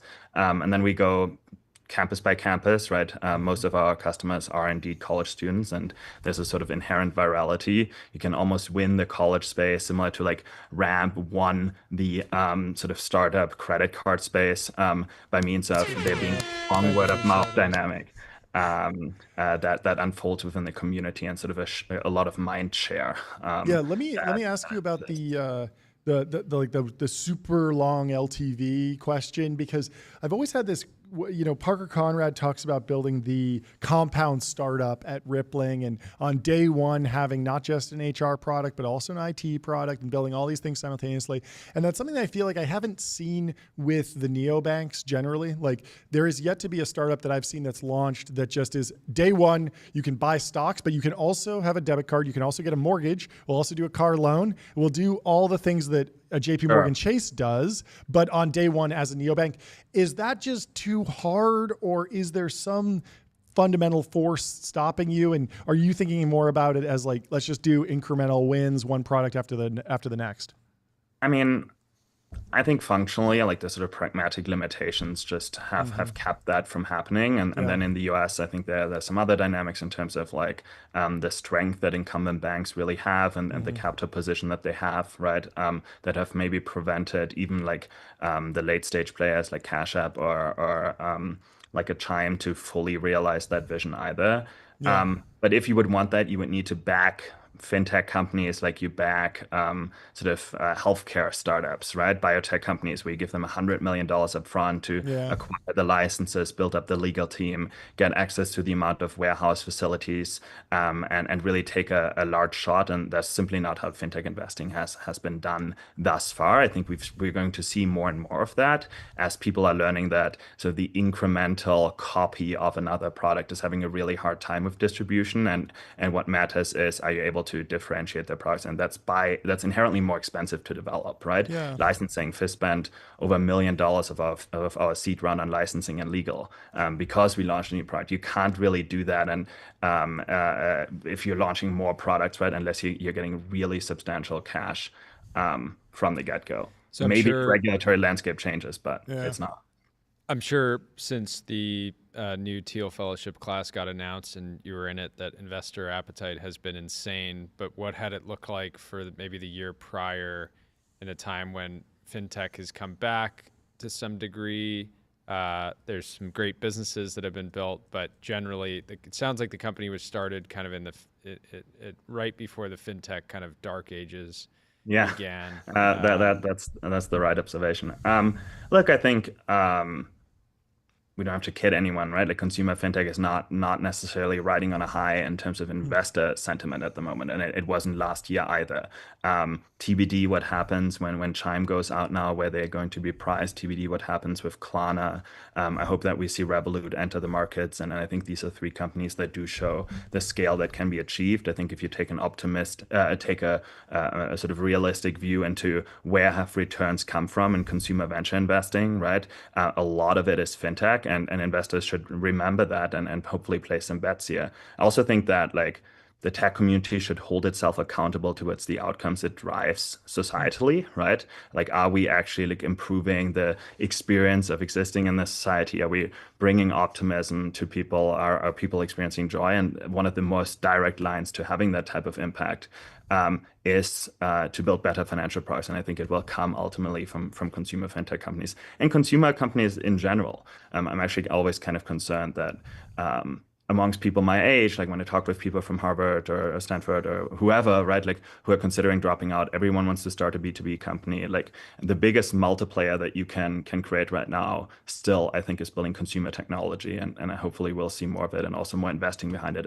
It's way less than 50% of venture investing. And I think that's a problem. It is funny too, because historically, I mean, only a decade-ish ago, everyone wanted to build a consumer app because everybody was a consumer and they had ideas, but nobody actually had good. It's hard to have good ideas. Next Instagram. Well, it's hard to have good ideas for what B2B SaaS to build if you've had 1 3-month internship. Very, very surprising to see that being a trend amongst students. Yeah. I mean, I think everyone is listening to all the shows, right? Like, and everyone's trying to de-risk ultimately and find formulas, and nothing is quite as formulaic as B2B SaaS, right? Consumer is always more speculative. It's harder to gauge. It's easy to build faster horses, right? All these types of things, but I think it's extremely rewarding, and we need to see more of it. And I think we need to hold each other accountable, sort of as a community, to hopefully recenter around consumer use cases again. Last question, we'll let you go. What is the one financial product that young people should be avoiding these days? Please don't say options. Please don't say angel investing. Jordy will have a conniption fit. I think options might be closer to what I would say, but the worst thing that I think is taking up at the moment is sports betting, right? Objectively, you see it in the data, like the number of bankruptcies amongst young men in states where it's legal has shot up. Like, I think there's a real question. The flip side is that I'm very directly pulls money out of them. Like, it's like sports betting dollars. Unless you do what I recommend, which is dollar cost average into the sport betting platforms. Well, if you explain everyone what dollar cost averaging is, then maybe we can get started. So instead of putting $20 down on that parlay, $20 of DraftKings stock, you're good. That might be more reasonable. That's a good financial decision. Not financial advice, though. But you get the idea. The house always wins, so invest in the house. Anyway, this has been a pleasure. Thank you so much for stopping by. This was great. Good luck. Enjoy meeting all the other people. It's awesome. The teal class is awesome this year. Yeah, it seems like a great class already. We'll talk to you soon. You're the man. Bye. Congrats. Next up, we have Steven coming in the studio. Yeah. I think we have to ask people what important truth do very few people agree Feel with. Free. To everyone. Feel free to let it rip if it comes up in the conversation. I mean, I feel like we got it out of Carlo. He believes that not enough people are focused on consumer. Yeah. That's a good one. For a lot of people, the contrarian question is the company that you're building. Like for a long time, mine was like nicotine is not as bad for you as people think. It doesn't give you cancer. That was contrarian. Now it's pretty consensus. Anyway, if you have a really good contrarian idea, you should put it on a billboard. You should go to adquick.com. Out-of-home advertising made easy and measurable. Out-of-home advertising, a little bit of a contrarian move for a lot of people, but it works. It works. And with AdQuick, you can say goodbye to the headaches of out-of-home advertising. Only AdQuick combines technology, out-of-home expertise, and data to enable efficient, seamless ad buying across the globe. Anyway, our next guest is here. Let's bring him in the studio. Steven, how are you doing? Congratulations on the Teal Fellowship. It's great to meet you. It's great to meet you too. Thank you very much. Fantastic. Would you mind giving us a little intro on yourself and the company you're building? Yeah. I'll start with the company I'm building. We build non-invasive neuromodulators, so little devices stick on the back of your ears and stimulate this inner ear organ called the vestibular system, which controls your perception of motion to generate hallucinations of motion. So you can like toggle a button and feel yourself spinning around and flying around and stuff.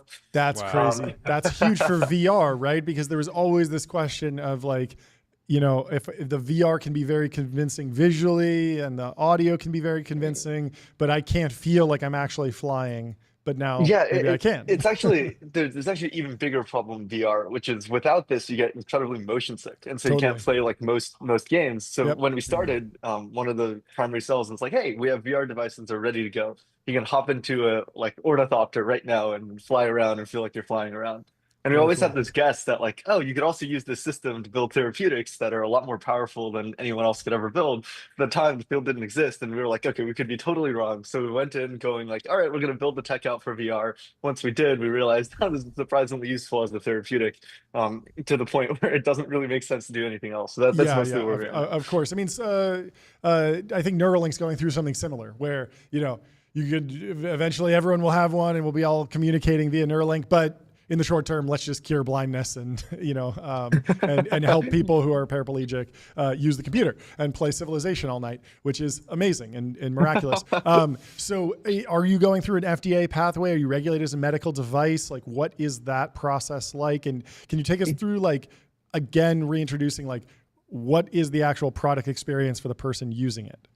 Yeah. Let me talk about that first, because then the regulatory pathway becomes a little bit more clear, even though it's still pretty messy. So the thing we build interacts with this sensory organ in your inner ear, right? And it's called the vestibular system. If you want to look it up, if you go to my Twitter, you see a video of me driving a human around with an RC steering wheel, of just like controlling where they go. But there's a bunch of things you can do with it. But the most important one is the vestibular system evolved like so early on in the evolutionary chain that it's entangled with a bunch of deep brain regions that, like, some of it has some business being entangled with, and other parts it really doesn't have much business being entangled with it at all. And that's why you see like parents rocking their child to sleep. Like there's no good explanation for why that works, like from an evolutionary standpoint, except the connectivity is there. It kind of makes sense. So we started by like sending signals like that. And essentially what we did is we built like a precise modulator of this external sensory organ. And it makes it sound really easy. These guys spent like 8 months cranking at it to figure out the things I couldn't figure out before we got it. But once you do, you control a bunch of autonomic nervous system functions by making these almost like high level API calls of like, oh, regulate your heart rate like this, or your breathing rate like this. It makes brain stimulation a lot easier and allows you to do like actually important things. So the upshot of that is to make you sleep a lot better. We're doing some experiments on metabolism right now to see if we can try to beat Ozempic without all the side effects. But we're not there yet. I think on all of these things, we're not quite to where we want to be yet, but it's a lot further than Neurostim has ever gone before, and we're getting pretty damn close. So what's your personal approach to testing? Are you testing everything on yourself first, kind of, like a young Tony Stark, or what does it look like? For everything I can say on air is I'm testing on myself very heavily. Everything is tested on me first. And the fun thing is like traditionally what you need in order to test whether these things work is you need like 50 people and you need to hold a controlled trial in order to see if there's some statistically significant, like if you have statistical power. But we built stuff that's like powerful enough that if you turn it on, like you know that it's on and you know what it's doing. Like I can't naturally sleep like this no matter how placeboed I am. There's no way to achieve this effect of like, oh, okay, I have 2.5 hours of M3 deep sleep tonight, which according to my Whoop is aberrant, and I've never experienced it in my life. Or like you turn it on, you feel the world start spinning. You don't need like n equals 30 to know that there's some stat sig. You turn it on and you feel your heartbeat drop or like your blood pressure rise. It's just like kind of instantaneous. So what is the actual device experience for you or the consumer? Is it something I can put in and take out? Is it like, does it feel like an AirPod or something? Or do I need to go into the knife? Am I going through surgery to get something installed? Yeah. Hang on. Let me grab it. Here we go. So this is why we do this show. This is fantastic. Colton, can you grab me an electrode? Thank you. One electrode, please. One of ours. Sticks to the back of your ears, and you can just like kind of peel it off when you want. I'm trying to grab one so I can show you. But there's but there's no surgery. It doesn't actually have to go under the skin or anything like that. That's kind of nuts, right? Like if I'm thinking about it, of like the central reason to do all this is for building most neurotech, you're kind of constrained by knowledge of the brain. The hardware is, compared to what we're used to building, not that hard. It's not rocket science. The big thing is you don't understand how this thing works at all, and that's a pretty big challenge. And you want to gather a lot of data in order to figure it out, and you can't really distribute something at scale in the near future without like if you have to do surgery, what is it? It's like some 20, 30 surgeons are able to do the Neuralink surgery right now. Well, they had to build a robot for it because it was so precise. Yeah. Right, exactly. So this is what it looks like. We built some of our own hydrogel electrodes with AGCL backings. Just stick it in the back over here. We ripped this out of a system. Where's the full? The full system is just a headband that you put around. Sure. We're all pretty scrappy right now. And that leads into the regulatory question. It's not so clear. It depends what indication we go for. But right now, we silently hold state of the art for a couple different parts of neuromodulation that maybe I shouldn't say on air. But it's not clear which one is going, like month over month. A bunch of these effect sizes are going up literally like 1.5x every month or 2x every month. So it's not so clear when we hit diminishing returns. But the upshot is like, we don't really think that humans should be like necessarily sleeping for 8 hours a night in order to get what we need. It's kind of weird that the way we lose weight or like become stronger is to go into a room and lift heavy objects for a very long time. I'm going to stop you there. I think it's actually extremely cool that that's how we get stronger. But we won't tolerate sleep slander on the show. But we will not we're tolerate. Sponsored by 8 Sleep. I think sleeping's great. All of a sudden, I don't like any of this. You're taking away all the things I like. So with the Teal Fellowship money, the first thing I did was I bought 8 Sleep because it's amazing. It's an amazing product. The next thing I did is actually I placed a wholesale order for Lucy, which doesn't ship to Massachusetts anymore. That's amazing. So like we're pretty into this stuff, but like we think like it's kind of upper bounded, right? Like how much performance increase you can get. Whereas like if you start modulating the brain, you can get a lot better than that. So hopefully we'll get there in the near future. Yeah. So what is the feedback cycle? Obviously, like you're collecting data on sleep or stimulation or anything, and then you're feeding that back into some sort of system to adjust the neuromodulation. Is that cycle time like single days? It seems like you're moving pretty quickly. Yeah, so well, it depends what you mean. If you're talking about like closed loop stimulation paradigms, like this is like milliseconds delay of like getting a signal, sending something back. Sure. But if we're talking about like how we develop, what we do is basically we do a couple of things. But when the effect sizes are large enough, you really only need to run a few trials, like 30 minutes each on each person for 4 or 5 people before you know that something's working. And most of the time it surprises you by doing some really weird things to your body. Like, I didn't expect that to happen. And we just like write it down in a lab notebook and be like, all right, this is what happened here. You can start parsing together how the brain works. And over time you get all these insights that it's hilarious. We confirmed a long-standing neuroscience theory yesterday that people haven't been able to prove or disprove for the last 10 years because we've just been running stuff. And it's like, oh, wait, this is the only explanation. So it's just stuff like this. Cycle time's usually around 2 or 3 days for us right now if we have to build new hardware and software. But if we don't, then they can be about like 2-3 hours, and we're trying to bring most things down to 2-3 hours. That's amazing. Well, congratulations. I'm extremely impressed and excited. Yeah, this is awesome. Feel free to consider us testing partners. You know. Oh yes. Also, if you ever want to set us up, podcast longer, send somebody on your team to set us up, and then you can watch the stream and just maybe instead of the soundboard, it triggers and we involuntarily laugh. We burst out into laughter. Yeah. That might be possible. Shocking. Yeah, if you ever want to try the world spinning around thing, let me know and I can hook you.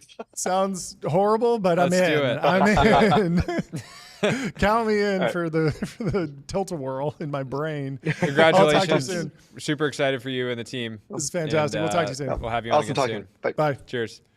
That is a wild device. I'm excited to try that. Next up, we have Elias from Canopy Labs.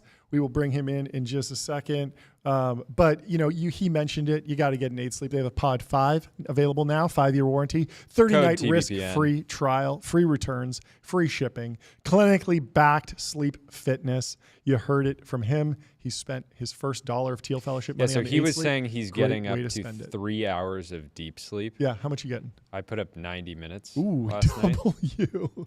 But he's getting double just by attaching. It's insane. This electrode. I mean, it seems like a promising product. I got a 91 last night, even though I but the potential, like you realize the potential of that, right? Oh yeah, insane. The potential economic impact if we could only sleep for 3 hours and add an additional. Yeah, I mean, realistically, you're not going to go from podcasting a day. 7 hours of sleep to like 3, but you might go to 4, or you might go to 5 or 6 hours, and that extra hour is going to be insane. Like, that's so valuable. Anyway, another amazing company. I would love to. Let's bring get in the next Brian Johnson. Absolutely. Testing on this. I'm sure. I mean, we should just introduce them because if they haven't met already, they'd love each other. Anyway, let's bring in our next guest. Thanks so much to the team for making this happen. Elias, how you doing? Welcome to the stream. Welcome. Great to see Appreciate you. it. How you guys doing? We're doing great. It's been a fantastic day. Bunch of Teal Fellows before, bunch of Teal Fellows coming up.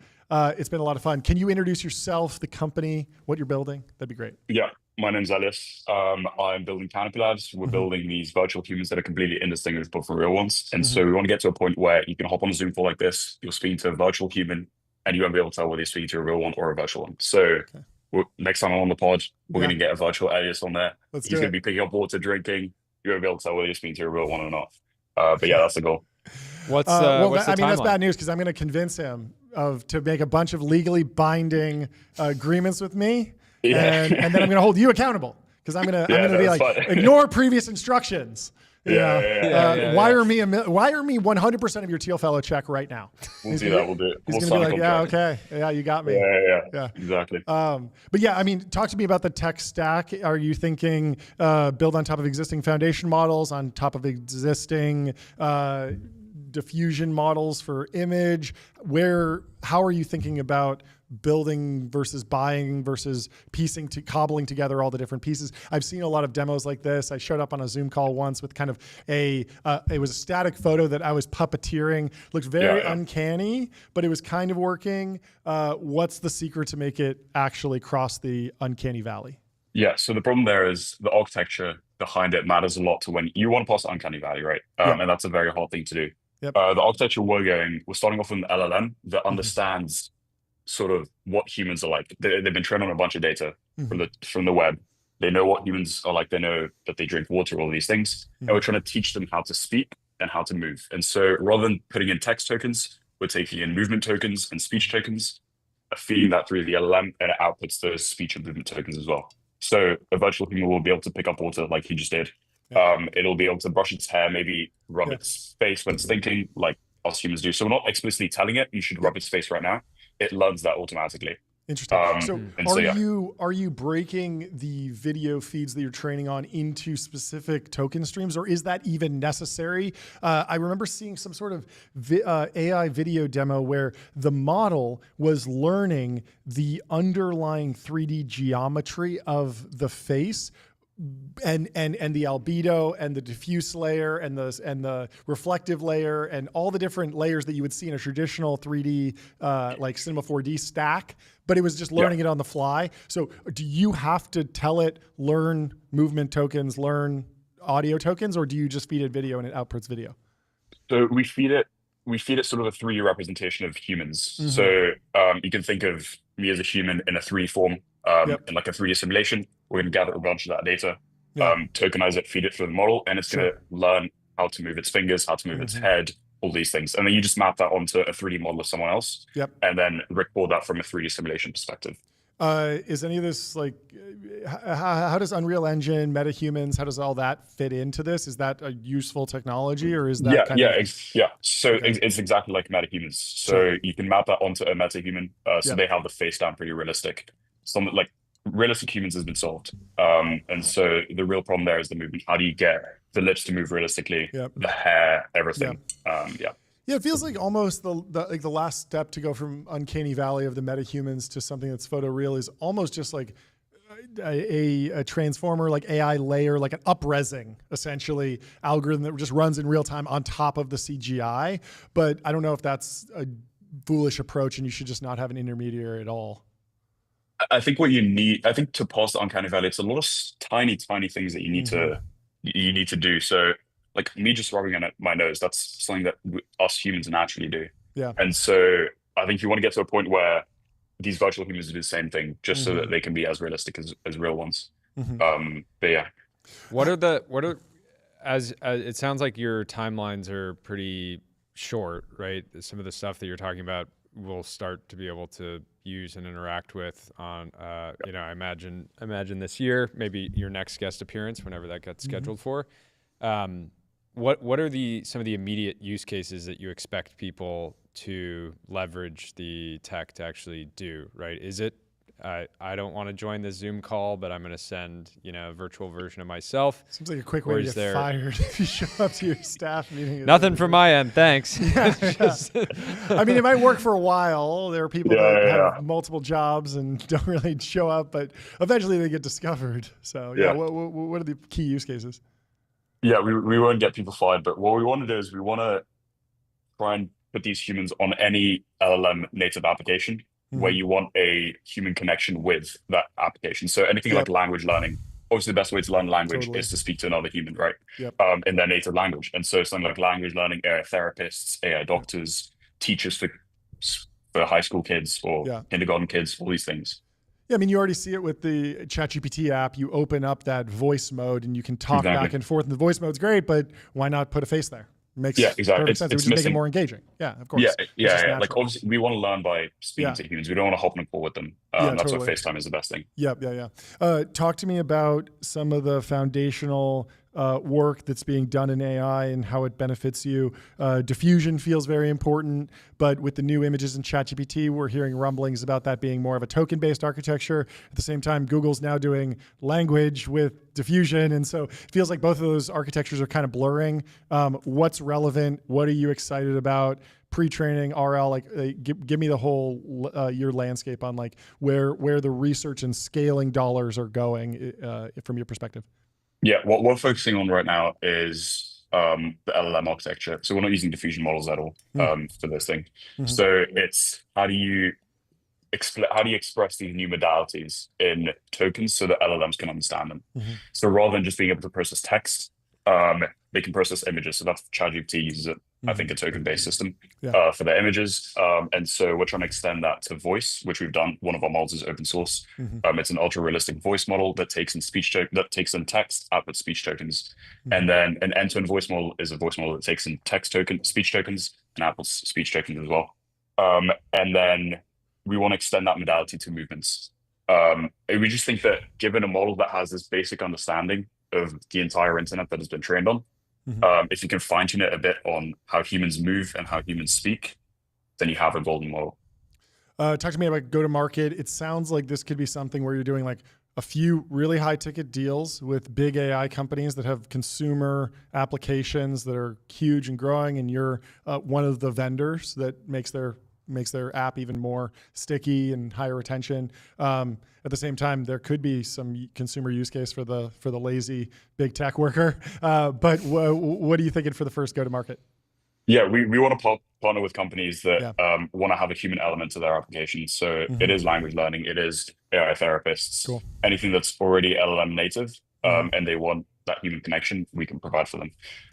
It's interesting to think that the more successful you are, the more that the world needs something like a WorldCoin or some of these other sort of anti-botting solutions. Very cool. Yeah. It's going to be interesting. How do you decide who is real? Like all these virtual humans, like real? How do you figure out that someone's using a virtual human and not just faking their job? Yeah, I saw Rune had a good post about this, kind of like we need almost like a tiered system of like a stoplight where it's like, are you interacting with an avatar that's being directly controlled by a human being? And so it's just teleoperation that you're interfacing with, or the inverse. Are you talking to a real human who's just reading from an LLM generated script? Sometimes that's worse. I'd rather talk to a teleoperation robot. And then there's obviously like gradations in between. So I'm sure you'll run into a lot of interesting issues and problems, but optimistic that you'll solve them. So good luck. Yeah. Exciting space. Cool. We'll talk Thank to you soon. for joining. Have a good one. Bye. Take care, guys. Cheers. Bye. Quickly, let us talk to you about Wander.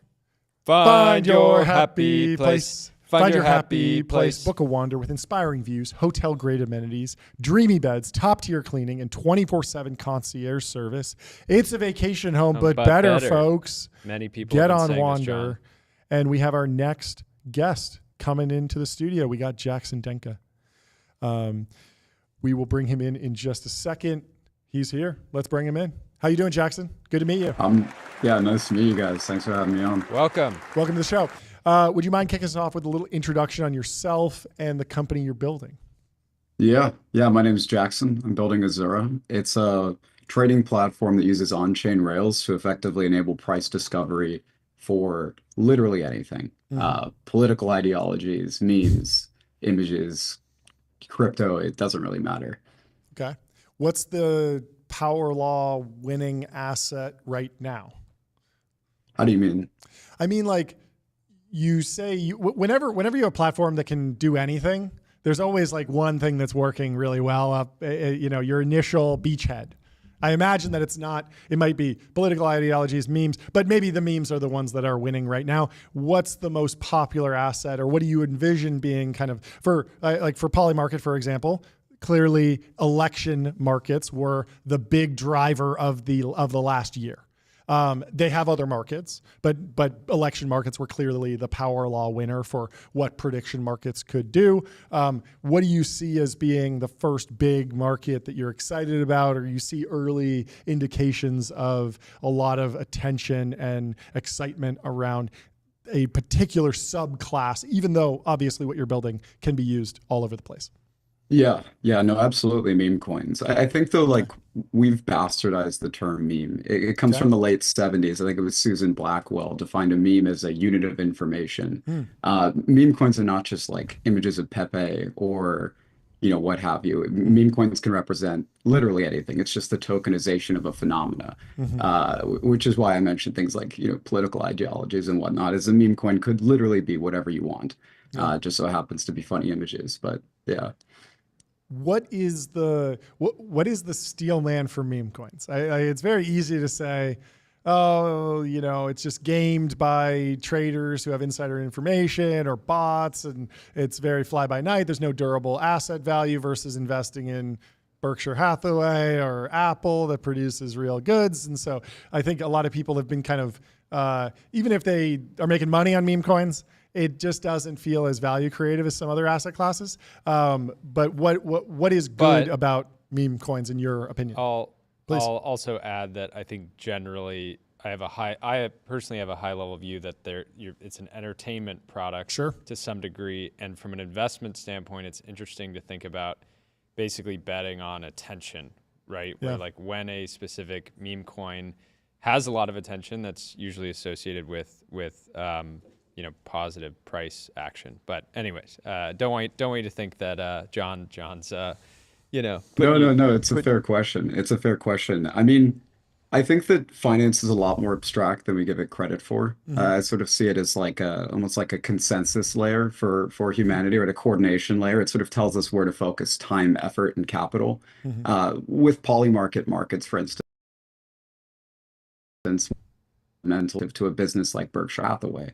I think what Polymarket proved to the world was that financial incentives help predict the outcome of events. So my theory has been like, what happens when there is no binary outcome? What happens when this is an omnipresent question? How do we feel about a certain thing? Meme coins today are sort of a very primitive mechanism for figuring this out. But like, how does humanity feel about, say, a specific news headline, or even like a religion or a tweet or whatever it may be? Even though these are primitive vehicles, these are the best ones that exist today. Also, I think like, even though meme coins don't have traditional fundamentals, they have a form of fundamentals. There really isn't like a universal definition for fundamentals. Like, how does venture value a business without revenue?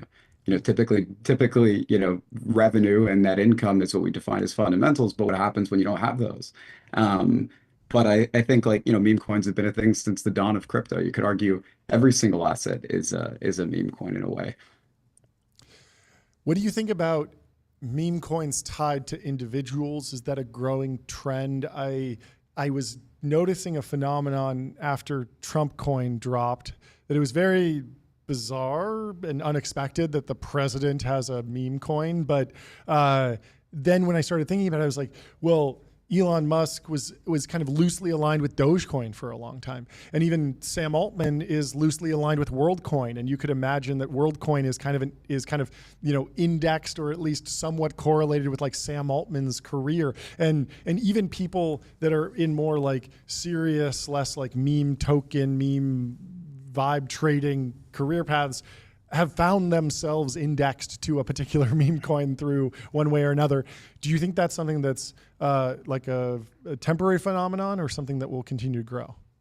I think it'll continue to grow. I mean, this is how like every company sort of works, right? In a way, every executive is tied to their business, regardless of the fundamentals. Like if, I mean, you could apply this for anything, but if some CEO of a publicly traded company showed up on a TV show slurring his speech drunk, I'd imagine it'd affect the stock price, even though nothing has changed with the underlying asset, right?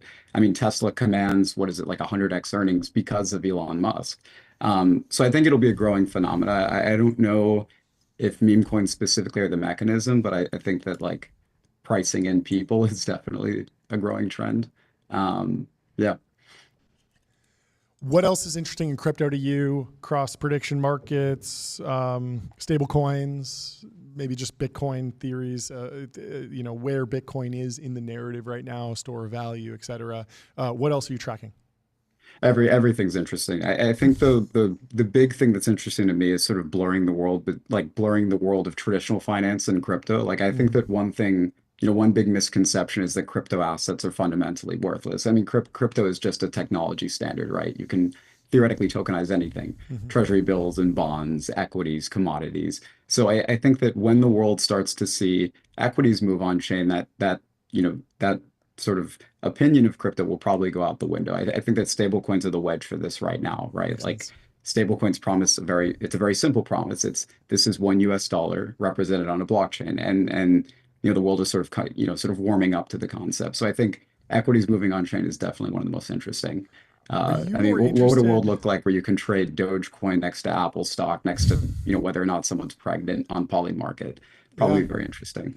The other thing, we're kind of expecting this to happen at some point this year, but just private company shares coming on chain and what happens when you can, it'll be interesting to see which of those are authorized and which are sort of non-authorized, and which I'm sure we'll see both of. Do you expect that the next sort of high level kind of meta in crypto to be around real world assets? I mean, I know we're not in it day to day. We obviously have founders and investors that are more focused on the show, but it feels like there's always sub metas and then kind of a more overarching meta. And I'm curious what your timeline is around seeing real world assets on chain outside of stables. Yeah, I mean, I wouldn't even like draw the distinction as real world assets. Like I'd argue everything, like all of this is real to someone. It depends on who you are. I do think equities moving on chain will be important, but the truth is like people like to use technologies for what they can do net new, right? If you tokenize equities, you can still trade those on old rails, like with Robinhood. I still strongly believe that like, I guess like pricing vehicles for memetics, like meme coins will continue to grow in popular. Like effectively everything will be tokenized one day, whether we like it or not. And I think like, there are some people who would call this like hyper financialization. The way I see it is like, if everything in the universe has intrinsic value, then theoretically everything could have a price. I think we do this every day, right? Like in a decision-making matrix, whether we decide to make food at home or go out to a restaurant, we're weighing values against each other. Why not ascribe price? Is sort of the way I see it. But what's your take on NFTs these days? Like digital art, generally, like the JPEG on chain specifically. It had like a massive moment, then kind of fell by the wayside, but is clearly linked to so much of the trends that we're seeing in crypto still today. They making a comeback? What are you thinking? I think it's a failed form factor. I wouldn't like totally rule it out, but NFTs, meme coins, predictions markets, these all represent a similar sort of like I don't know whether like people are consciously or unconsciously participating, but it's the desire to price things otherwise cannot have prices. That's what this represents. Now, whether meme coins are the form factor or not, I don't really know. All I know is that predictions markets are definitely successful in what they've been trying to prove, and we're going to see a continued trend in that direction. Whether it's NFTs or meme coins or another form factor, this will only continue. Very cool. What can you say about Azura V2? I know you've been teasing it a little bit. Can you share anything for now? Yeah. Yeah, I mean, one of the big themes with the product was abstraction. I think like if you guys have used any DeFi products today, they're borderline unusable, right? You have all these different network standards and gas tokens and protocols and wallets and bridges and so on and so forth. But we're going to go further down that route. We wanted to completely abstract away even the mention of blockchains and gas, and again, it should work out of the box like a fintech product. That's what we're getting a lot closer toward. I'll leave it sort of vague, but that's what we're thinking of. Awesome. Very cool. Come back on when you're ready to share more. Yeah, we'll talk to you soon. Congrats on being a part of this group. Thanks so much. Thanks we'll for talk to having you me, guys. soon. Cheers. Appreciate it. You know what should be on chain? Rolexes. Go to getbezel.com. People have tried that. Your bezel concierge actually, is available to source you any watch on the planet. Seriously, any watch. Seriously, any watch. Yeah, get a hitter and then put it on chain. Why not? People have tried that? People have put watches and other assets on chain. I didn't even know that. You can do cool things around fractionalization. Love it. It's interesting. Very cool. Well, we have our next guest coming in the studio. Human, welcome to the stream. How you doing? Boom. Good. You're on. You're live on the internet. You're live. Welcome. Good to have you here. Have you. Would you mind kicking us off with a little introduction on yourself and the company? Yeah, sorry, I can barely hear you. No Human, founder of Solcoa.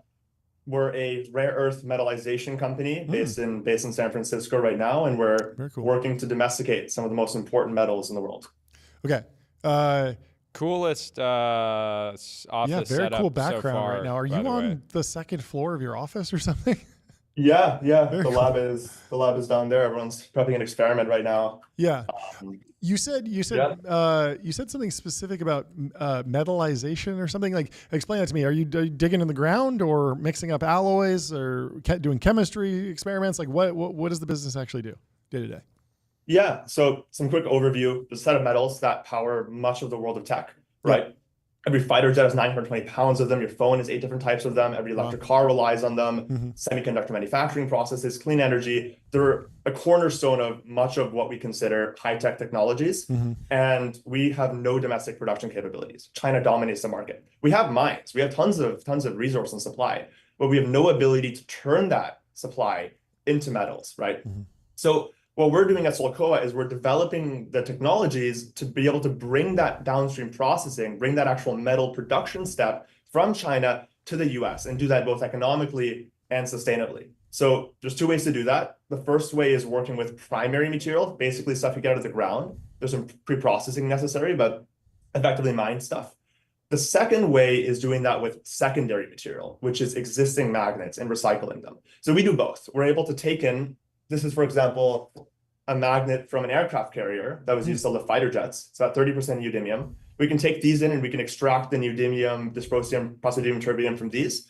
Or we can work with mines to, instead of having them ship the material to China for processing, ship it to us. We'll make metal economically, sustainably, and we'll introduce that to the market.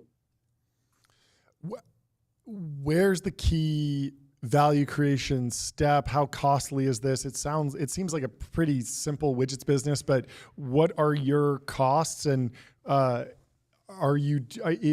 the goal just to reshore existing techniques or develop new techniques that are higher margin? Yeah. So right now, again, we have no domestic production capabilities. There's a few companies in the West trying to do it. And for the most part, they're just copying the Chinese process to make these metals. It's called molten oxyfluoride electrolysis. It's extremely unsustainable and it doesn't work in the West, mostly because of an economics standpoint, right? It's just the costs don't work out in the West, but also is it an energy you don't want a giant poison emitting plant in Texas, right? These things emit perfluorocarbons. They're 5,000x the potency of CO2. So the status quo in this industry is extremely dirty processes. And that's what everyone's trying to copy. And it clearly doesn't work because while we're going through this rare earth crisis and companies are trying to domesticate, our production remains negligible. So our value creation is new technology, is innovation, is developing a new alternative way to make these metals. That's very different than that industry standard, right? The system is still economical. We can make metal for under $40 a kilo. Market value is nearly 100. And we do that with no harmful emissions. Our system is carbon zero. This is some of the world's first carbon zero neodymium, right? It's oxidized right now. It should be shiny. But we can do this while not sacrificing economics, which allows us to be able to scale that up in the West and do that in an environmentally viable manner. Is the primary regulator for this the EPA? I think there's a variety of regulators. It really depends on because it's not just one step too. Rare earths is a multitude of processes that have to work together. Yeah. Talk about the demand side of this. From my view, this is something like if you can do it, there's massive demand, and sales will be like the easy part. Is that the correct assessment? Yeah. Well, you're using them right now, right? These metals are literally everywhere, right? And we make none of them. So if you can economically produce these metals in the West and do that sustainably, which is even better, the demand is massive, right? Every US buyer would want to buy a more stable supply of these things. China just banned the export of heavy rare earths because of the tariffs. That's caused a lot of issues in the supply chains because you can't make any magnets without heavy rare earths. They're about 5% dysprosium, for example. So if you have a stable, domestic, clean supply chain, people will buy it, right? Yep. And it's not even just the market today. The market's about to quadruple. We need more clean energy. We need more electric cars. We need more fighter jets, right? So as the market is about to quadruple in the next couple of decades, we need better sources of these metals. We can't just rely on China, and we can't just copy them either. We need to out-innovate them.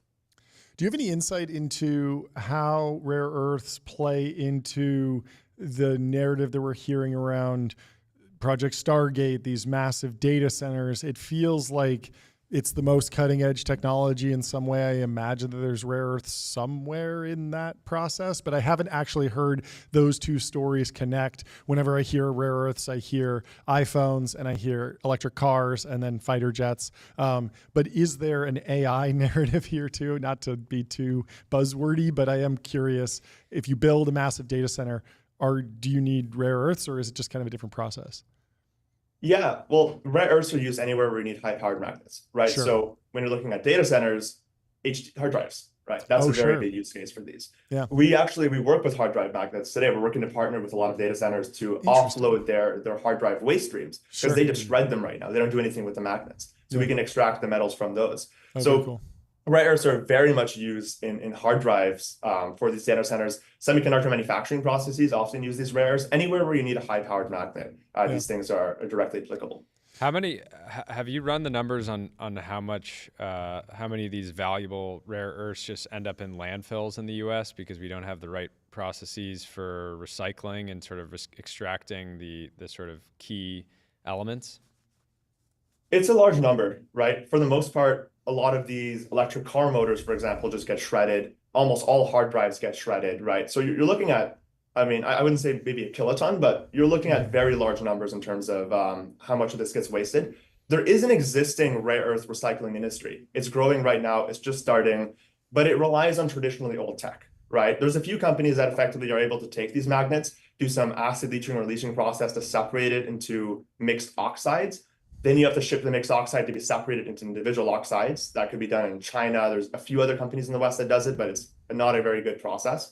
Then you have to ship it to China to be metallized, made into metal, right? So companies are trying to do that recycling, but they aren't able to do it well. They're not able to do it with very good scale and economics. So our system is able to do that in one direct step, which allows us to be able to help move a lot of that market to recycling rather than just having it shredded and dropped in landfills. We're trying to work with landfills though to be able to take more of their waste and extract the metal from those. JB Straubel, famously maybe a co-founder of Tesla or early employee, board member, longtime Tesla employee, spun out, started Redwood Materials, recycling electric vehicles.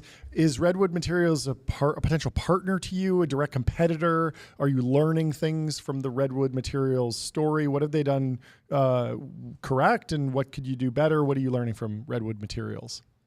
Yeah, I think Redwood's a really good story of getting to scale, right? I think that's something we can certainly learn from, and we're always trying to learn from other companies in the metal space and how they've been able to take fundamental tech and scale that in the West. I would not consider them a direct competitor, but certainly a company we can learn a lot from. We're planning our first demonstration plant right now. Redwood's based in Reno. We're considering that as an option too. No way. I imagine that the government's very receptive to this type of stuff there. That's very cool. Smart. That's great. Well, thank you so much for stopping by. This was a fantastic conversation. Yeah, super bullish on what you're doing. Yeah. Very Great excited. chatting. And thank you. I feel like Yeah, you're going to make my life easier soon. Love it. You're going to keep the iPhone less than $2,000, which is people are tracking. Anyway, thank you so much for joining. Cheers. Talk to you soon. Bye. Yeah, did you see the Polymarket that we put up? It has the TBPN logo on it. Let's go. What is the price of the next iPhone? Will it be over $1,000, over $1,500, over $2,000? I think a $2,000 iPhone sounds extremely luxurious. I'd like to see one. Imagine the tech they could pack in that thing. Full week battery life on the $2,000 iPhone. They got to get up there. They've been keeping the prices too low. I want a high-priced iPhone today. Yeah, come out with the... Anyway, we got Ferdinand coming in the studio. We will welcome him to the stream. How are you doing? Thanks for coming here. Let's see the T-shirt looking great. Looking good. The World Trade Bank. Introduce yourself, introduce the T-shirt, and then introduce the company. The T-shirt freshly printed. I'm excited to be here with you guys. Good to have you. Who's watching, I think. Fantastic. No, good to be here. Yeah, so I'm 30.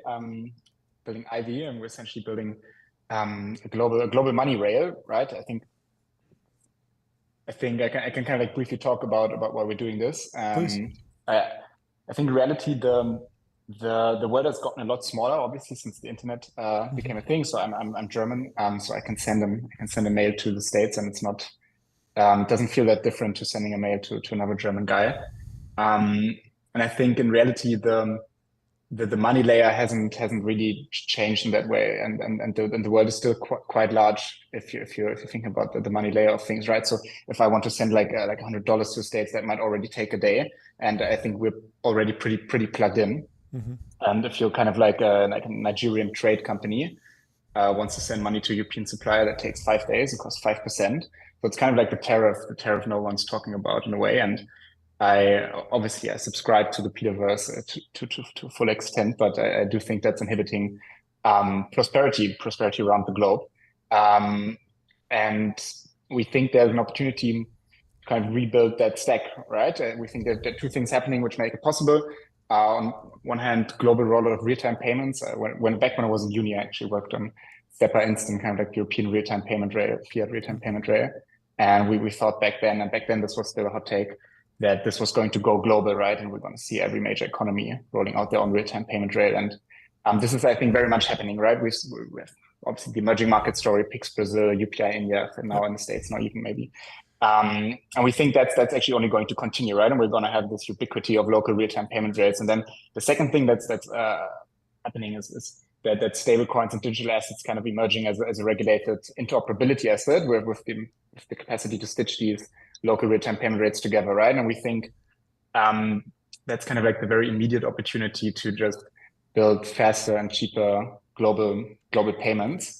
And yeah, so right now we're working with all kinds of default global companies, right? We work with big remittance companies, work with global PSPs. We are the de facto payments platform for the European crypto industry, right? So like a large chunk of European crypto volume flows for us, and we power global payments for these companies. Okay. And tell me more about like the actual product you're building, where you sit in the stack, because I mean, like I've heard the international payments are hard, and they are, but at the same time, like I can pay people in other countries. Most payroll providers are set up for it. I've paid people in stable coins. It wasn't super easy, but it did exist. And, you know, there are stablecoin platforms that allow you to move money around. So it seems like at this point, some of the foundational layer is there. So I'm wondering, like, how do you fit into this? I got to call out, John, you've spent your entire life as an entrepreneur, mostly paying people, less getting, paid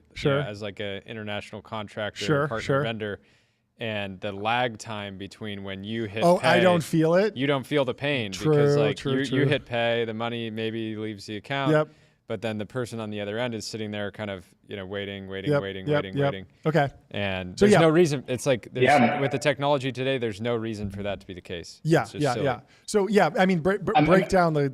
Even Swift, like honestly, even Swift works kind of well from the States to the emerging markets, right? Sure. So I think like it really gets tricky the other way around. Usually is I think the reality of these flows are they are not as bidirectionally hard as people think. So if you're like in an emerging market, you want to send, you want to kind of like tap into dollar supply and send money into states, that gets really hard, right? Yep. And so I think there are still specific flows which are very much kind of like excluded from these trade opportunities. And I think where we sit in the stack and what we think is kind of like necessary to be built is we're very bare metal on the fiat side, right? And so we really believe this is very much still like a fiat problem, and you got to be kind of deeply regulated and deeply connected to the fiat rails to kind of like precision engineer essentially a bank and a banking stack around digital assets, right? And we think this, and there are many reasons for this, but this really makes it possible to kind of rebuild that whole kind of like Swift thing, right? And make that work for both sides and on all kinds of flows. Yeah, because just technically, if I'm in some random country and I have the resources to mine Bitcoin and swap it into stable coins, like I can technically transfer it instantaneously today, but there might be gas fees and all sorts of different technical, and there's not any interoperability with the rest of the financial system, but it's like doable. So a lot of this is about the products that you're building around the existing rails. Is that correct? Or do you think you'll build like a new chain at some point, a new like L1? Maybe follow me on Twitter and stay tuned. Let's hear it. Let's go. I think in reality right now, we're building for businesses, right? And so I think like it's still there's a difference of like this rogue freelancer kind of like mining and swapping his Bitcoin and kind of being able to be a new kind of correspondent bank to other financial institutions. And these are 90% of our customers, right? Other financial institutions, PSPs, remittance companies, Web3 companies, and being a new kind of correspondent bank for these companies, I think you really got to rebuild the banking and fiat stack from ground up, right? And got to be really bare metal about it, and then kind of like rebuild it up from first principles with digital assets baked into it, right? And I think that's the kind of like institutional opportunity at hand here. Yeah, John, you're not thinking big enough. You're over here thinking like, how do we move 10 grand? He's thinking, how do I move $10 billion a second? Yep. Every second of the day. That's fair. That's fair. Talk to me about the different trade-offs between building and buying in different countries. I've seen a lot of companies that go out and buy a legacy bank to get a charter. Is that a relevant part of the strategy, or is that kind of antiquated? Can you get through the regulatory hurdles to get everything you need, or will you need to think about some end run around the regulation? Yeah, it can be smart. Right? We actually did this in Europe last summer. So we bought like a regulated institution, and that was actually a great project, right? Like, so that was like time to license was extremely fast, cost was extremely manageable, and overall like a positive experience. I think I can recommend. In the States, I think there are a couple of things that are different. So that's a whole different story, and each market is kind of like. I think it's hard to generalize, but yes, I still see these things happening, and there's like rather liquid M&A market for regulated institutions that are being sold for the sake of being regulated and having the license transferred. Yeah, makes sense. Anything else, Jordy? Super exciting. Fantastic. We need those shirts. We need this service because international advertisers are trying to transfer us billions of dollars for single ad reads, and we can't be playing 5%. Yeah, we say send the shipping container filled with cash right now, but I would love to just have it deposited instantaneously. Where are you based, by the way? You said you're from Germany. Are you still living there? Or? Yeah, I'm based in Berlin. Cool. So it's getting late here. Greetings. Thanks for staying up. And yeah, we will get the t-shirt sent. And we will help brand power all of the things that they currently are lacking for you guys. Let's go. There we go. There we go. But that being said, good to see you guys. Awesome. Congratulations. Bye. Great talking. Next up, we have Juan coming in to the studio. We're excited to keep this lightning round going. We have 1, 2, 3, 4, 5, 6, 7 teal fellows left for the day. And they said it couldn't be done. They said it couldn't be done. Nobody believed. Have some faith. They said technology didn't need another podcast, and yet here we are. Welcome to the stream. How you doing, Juan? Hey guys, how are you doing? Thank you for having me. Welcome. Of course. Would you mind kicking it off with a little bit of an introduction on yourself and the company to get us started? Absolutely. So I'm currently like the founder of Face Labs. Face Labs is a research lab that it's building that technology to regenerate complex organs directly in your body. So basically, imagine like imagine you lost a limb. Imagine you lost a limb, for example. You were like a war fighter. You went to the military. Maybe you suffer from diabetes and you had to be amputated. There's no way you could regenerate that right now. No way. You have to like rely on prosthetics, but prosthetics is kind of shit. Yeah. Honestly. And this happens, if you look, this happens not only with limbs, but actually with all the rest of the organs of the body. Sure. So we're building that technology. That's kind of the glimpse of it. How much of this is like, I mean, this is pure sci-fi, feels like. Is this informed by, what is it, the salamander that breaks the tail off and then they regrow it? Back. Is this like Jurassic Park where you actually learn something from that? Or is there a different... Well, didn't we got Ozempic from some crazy dragon? Yeah, the Komodo dragon like or the Gila monster. What is the... Basically, I want to know, trace back for me the tech tree that got us to today. I imagine you're standing on the shoulders of giants. Is CRISPR relevant? Like, what is relevant to allow you to do this? Because this sounds like pure sci-fi to me. Yeah, so I will start with that last line, like the CRISPR line, because I think that's extremely important. We are not doing genetic engineering. Mm-hmm. And that has advantages from regulatory point of view, but also like on the underlying R&D. I actually, and this might be controversial, but I actually don't think that you can solve this problem with genetic engineering. Like finding 1, 2, 3 genes that you can basically crack the problem. I don't think that's possible at all. Mm-hmm. We are basically modifying the physiological signals directly in the body. More specifically, we're leveraging electrophysiological signals. So a lot of people doesn't know, but the same signals that rule your brains actually are all over your body. Basically, when you were born, you were a single zygote. And literally that zygote self-assembled yourself into a living, human, functioning being. So let's give it up for the zygotes. Let's give it up for them. This is fantastic. So basically what we have discovered, and this is work of the last 15, 20 years, is that these electrophysiological signals during the process of development encode information, instructive information to control morphogenesis, which is the process of growth and form of an organism. So yeah, definitely we are like on the shoulders of giants. That's a fact. Yeah. Regrowing a hand, that seems like the final boss of this potentially. What's the easiest thing to regrow? Are you starting with like a fingernail and then you work your way up, or do you go for the hand straight out and try to one shot that? Like, is there something that we already regrow that we can maybe build on? Yeah, hair. Hey, we know the hair loss market. Maybe you should pivot into just hair loss. There seems to be a lot of money in that. That would be extremely profitable, honestly. Yeah. Just as a matter of fact, I mean, human babies are able to regrow the tip of their fingers, of their digits. If something happens, like they are young. Yeah, that already happens. That's what remarkable. Happens is that like the human body lose this capacity throughout time, throughout aging. And now, like regarding the question, what is the final what is the final boss? I actually think the kidney, it's even anatomically speaking, it's even more complex than the limb. But the limb is right up there. Like these will these two indications will be kind of in the next 10, 15 years. These are kind of long-term research programs. Yep. On the short term, we're focusing on indications where we could basically move a lot faster in the next 5 years. Yep. So for example, chronic wound healing. This happens to diabetic patients when they suffer from ulcers, and it's actually the main cause of amputations worldwide. So we are basically cracking these initial problems first. Yeah. What about even something like scar tissue? Like a lot of people have like C-section scars or scars from anything. Is that relevant or like the same kind of biological process, or is that a different fork of the tech tree? Yeah, actually, it's pretty similar. It's based on the same electrochemical signals in the regenerative process. So if you look, there are already in the market electric wound dressings that you actually can put in the skin and accelerate the wound process.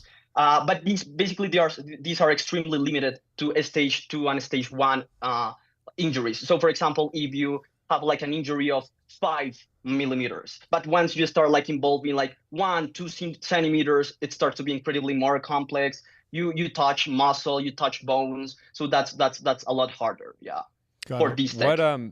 What's exciting about what's happening in the I saw some recent news around a genetically edited pig kidney that was transferred into a human, and it sounds like it was somewhat effective. Is there anything that you guys can learn? Just immediately, my reaction to that is like, I would rather have a regular human kidney that was generated just for me instead of a genetically edited pig kidney that gets sort of transplanted in. But what are you learning from that space or tracking? Yeah, I think those initiatives, I mean, any initiative that tries to crack the problem, it's worthwhile. But I'm quite skeptical with those approaches, because there are a lot of questions regarding the immune system. How much, like, what would be the rejection of a human body in these cases? Like the immunogenicity of the related process, it's like a huge question mark.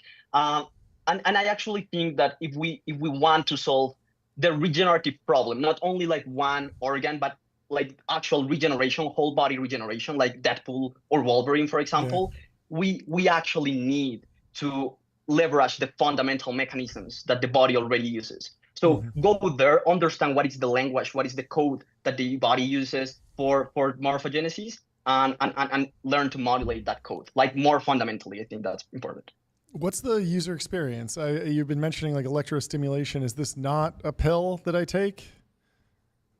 Yeah, so there's a continuum of technology, and this is important. So for the limb regeneration, the stimulation will be a lot more complex than just like electric currents. Of course, it's an anatomical structure that it's a lot more complex.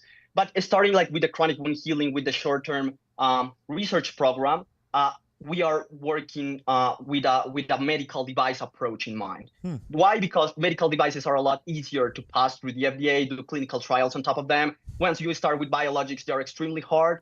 So we want to accelerate that process first. And then I think that the ideal version of this technology is kind of a combination product, where you use deep biophysical stimulation with light and ultrasound, but also leverage kind of the molecular specificity of proteins at the same time. Yeah. If you're successful, as you sound like you're going to be, what is the craziest potential future that you could imagine? Are we regenerating entire versions of ourselves? I want extra arms. Make me like Doc Ock. Yeah. I want six. From Spider-Man. I want 6 arms. What's the craziest potential? You could potentially skip leg day technology and regrow your leg muscles. Can you imagine that? John would love this. Just massive quads without ever hitting the leg press. The world would change overnight. Yeah, probably. Yeah. One important. Yeah, I think there are two variants of like a really optimistic, crazy future. The first one, I think it's more like a cultural change. We have like this idea that still that if you like you are able to edit yourself with maybe a robotic arm, and you are kind of a blend of robotic human person, like somehow you will be stronger. But that, I mean, that's just a bias that we have because we have not been able to engineer biology like successfully as we wanted. I would love like for humans to understand that biology could be as robust as any other thing, and even start relating this technology to aging itself. And of course, there's still like a gap in which that we should answer that to what extent regenerating all the organs of your body would be related to aging and increasing longevity. But I think we have big reasons to believe that it will be high connected. So basically expand like the lifespan of people like 100 years more to be able to be more productive, have like healthier lives, change our societal construct of what it's a meaningful life would be amazing. And then on the limit, it will be also awesome. It will be extremely awesome to be able to engineer like artificial biological networks in the same way that we are doing right now with artificial neural networks in AI. So basically constructs, biobots that can go out there and solve all sorts of problems for us. I think that would be amazing as well. That is amazing. I love it. Congratulations, and thanks for breaking it down for us. Yeah, this is super exciting. It's a lot. It's a lot to process. It's not a simple business. This is amazing, though. I'm very excited. But yeah, I mean, we could do a whole hour on this. So yeah, we'll have to have you back. This is fantastic. Thanks so much for stopping by. Yeah. We'll talk to you soon. Absolutely. Cheers. Thank you. Bye. Next up, we have Jennifer Lin. Excited to talk to her. And We ran through all our ads. Should we just start back at the beginning? Tell you about Ramp, time is money, save both. Easy to use corporate cards, bill payments, accounting, and a whole lot more, all in one place. Go to ramp.com to get started. Ramp. Let's bring in Jennifer. Welcome to the stream. How are you doing? Jennifer, welcome. Thank you for taking the time. How are you doing? It's great to have you. Oh, I think we have you on mute. I don't know if it's a problem on our side or your side. We are good. Would you mind trying again? Both. I think you can hear me now. We can hear you. Welcome to the show. Would you mind kicking it off with an introduction on yourself and the company? Yeah, happy to. So I'm Jennifer, and my company, AUG, we focus on solving the access problem in rare disease. So there's a large amount of drugs in rare disease that are already effective or potentially effective for the patient. It's been tried by a doctor in maybe 1 or 2 patients. They wrote up a study saying that, there's been some efficacy here, but the rest of the rare disease patients don't get access. So I'm really working on a drug development company to develop these drugs that already work for rare disease patients that need it. Interesting.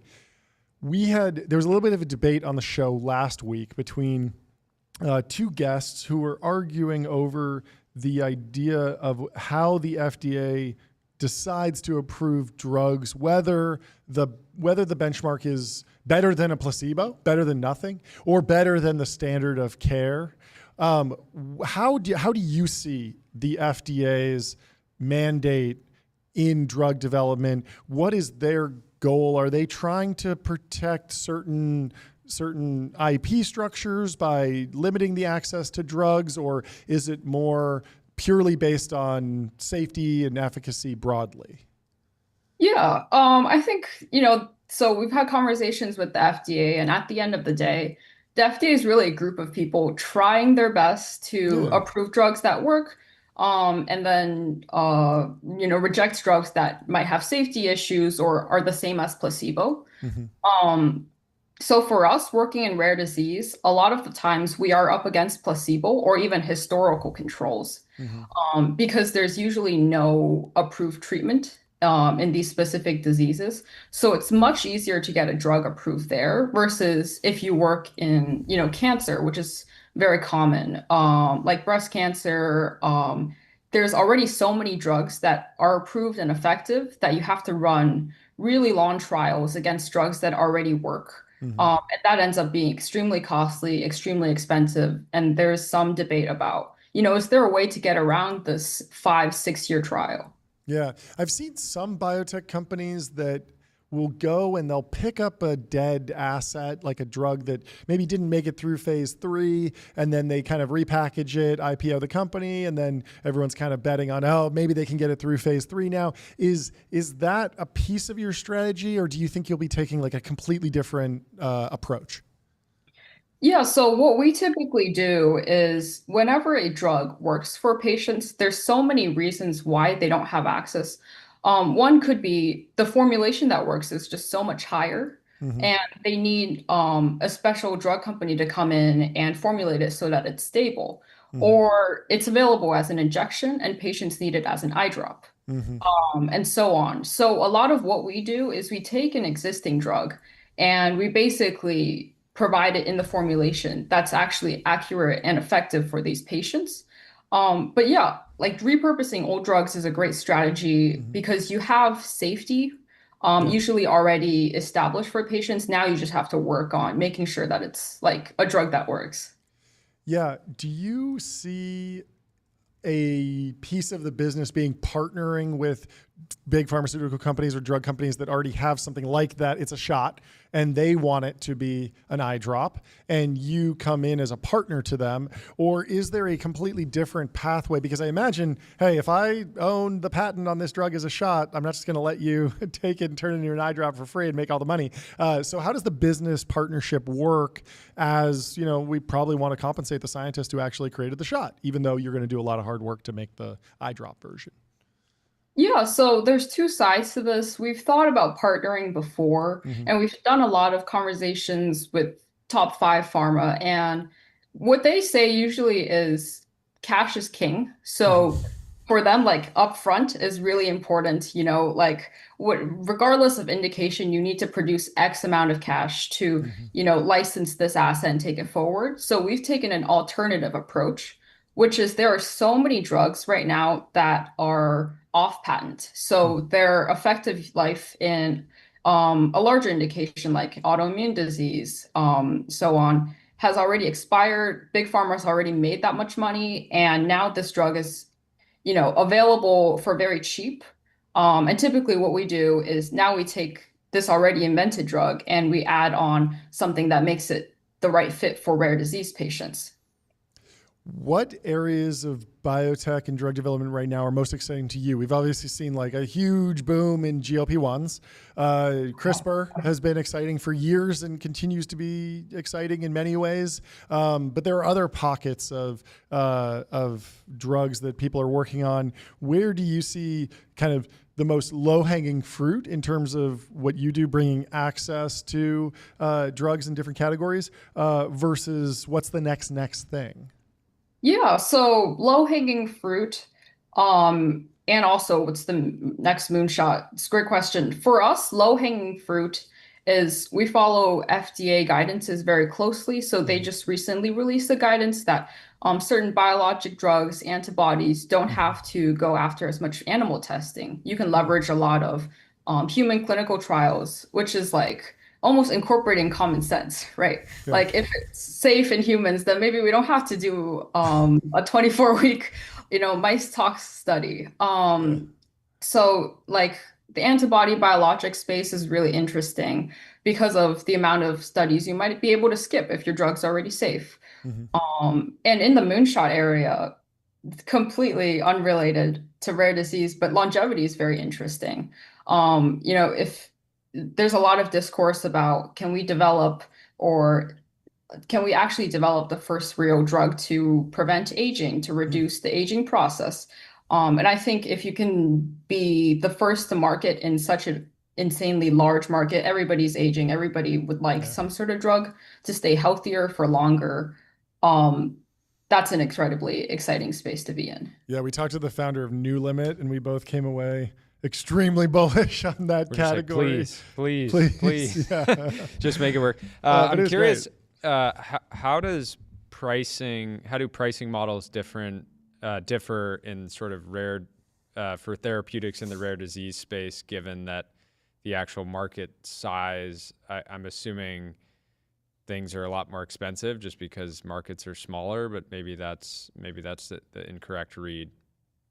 Yeah, it really depends. And when you talk about pricing, there's also this overall, you're taking into account all the insurance payers that exist in the US. So there are drugs that insurance payers will have pushback on. And typically that's drugs for really, really large indications. For example, longevity maybe. Alzheimer's, where there's such a large amount of patients, even if you charge them $10,000 per year to the insurer, that's hundreds of billions of dollars that they won't be able to really bear for a new drug. Whereas for rare disease, if you have 10,000 patients and you're charging $100K per year, that's actually still a negligible amount spread out amongst all the different payers in the US. So typically those conversations actually go pretty smoothly for rare disease, where you say we have a really large impact on this patient and there's only so few patients. That's cool. Seems Very like cool. It's working. One part of healthcare that's working well. It's great. Well, thank you so much for stopping by. This was really fun. We'd love to have you back and get an update when you have more news. Yeah, congratulations on joining the fellowship as well. Yeah, have a great rest of your day. We'll talk to you soon. Bye. Next up, we have Teddy Warner coming into the studio. While we get him queued up, let me tell you about Figma. Think bigger, build faster. Figma helps design and development teams build great products together. You can get started for free. Go to Figma.com. It's a fantastic product. Jordy's addicted. He's a Figma addict. He can't stop using Figma. He designs endless slide decks in it. Our beautiful website, TBPN.com, was designed in Figma. We've actually experimented the entire overlay that you've seen. This is all from Figma and then gets baked into our production software, which we don't talk about because it's our secret. It's our secret sauce. Anyway, welcome to the stream, Teddy. Good to have you here. How are you doing? Good. How are you? I'm great. Thanks for having me. I heard y'all are in a new studio, which is exciting. This is the first day. We have a giant first gong. day. Yeah, it's an honor. We're christening it with Teal Fellow Tuesday. We're very excited to have you here. They said it couldn't happen. Yeah. Can you introduce yourself? Break us down. What are you building? How'd you get there? Where'd you grow up? Give me the whole thing. I'm Teddy from North Carolina. Cool. I used to work in a makerspace and a machine shop. This is my technical baseline.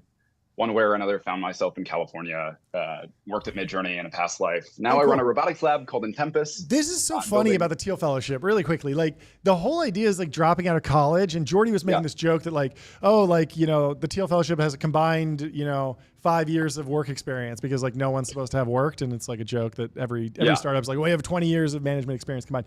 But like most of you that we've talked to have years of experience somehow. So were you working and going to school? Like, how did you work at Midjourney while not have like dropping out yet? If you want the very abridged Teddy timeline, is I grew up in North Carolina, worked in this machine shop in this makerspace for about 4 years. Somehow wound up in biotech.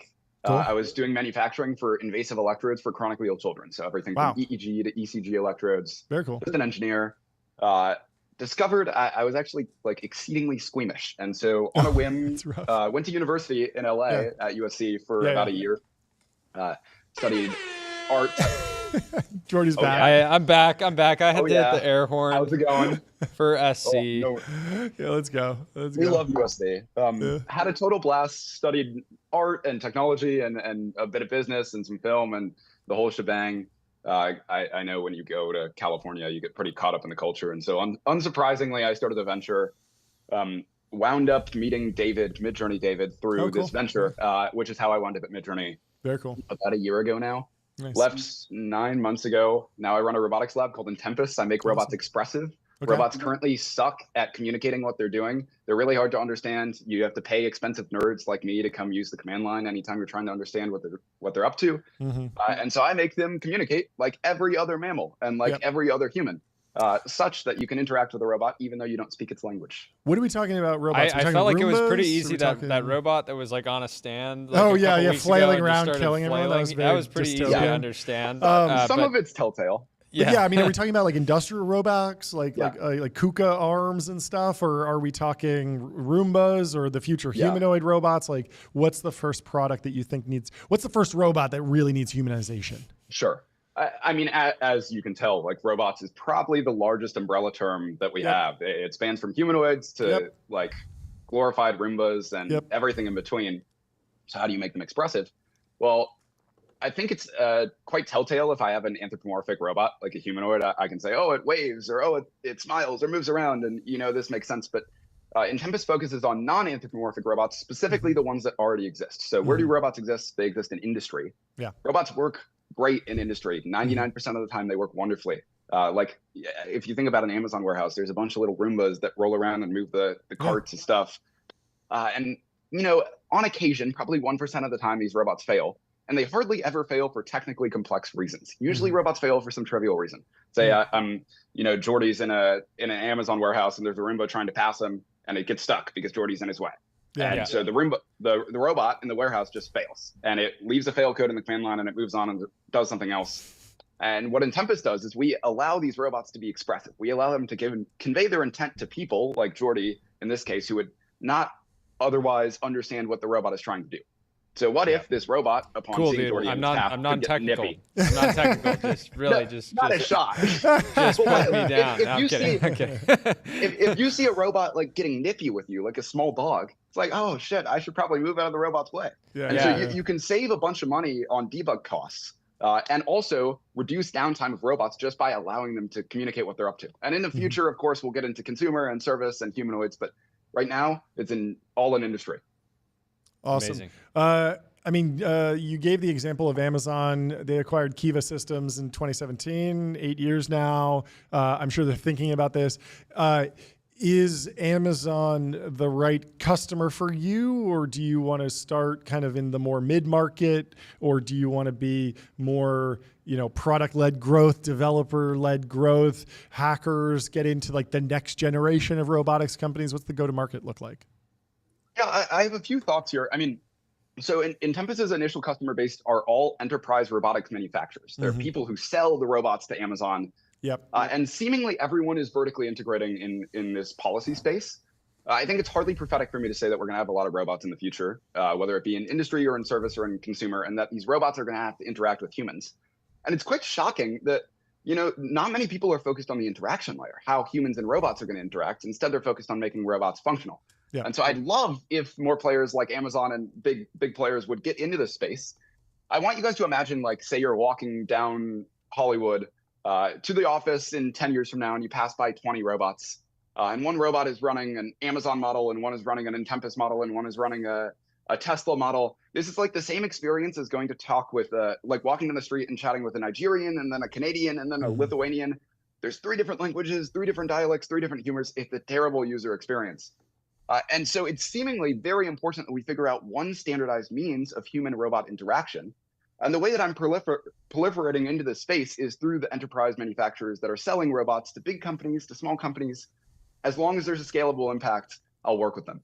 Cool. How influenced are you by movies like WALL-E, right? The sort of the fun robot. It feels like you want robots to be doing serious work, but have it be sort of enjoyable to interact with them. Is that accurate? Yes, absolutely. I'm a big Interstellar fan. Yeah, TARS, great robot. TARS is killer. TARS is killer. There's one scene in Interstellar where Cooper sets TARS humor level or truth level to like 90%. 90%, yeah.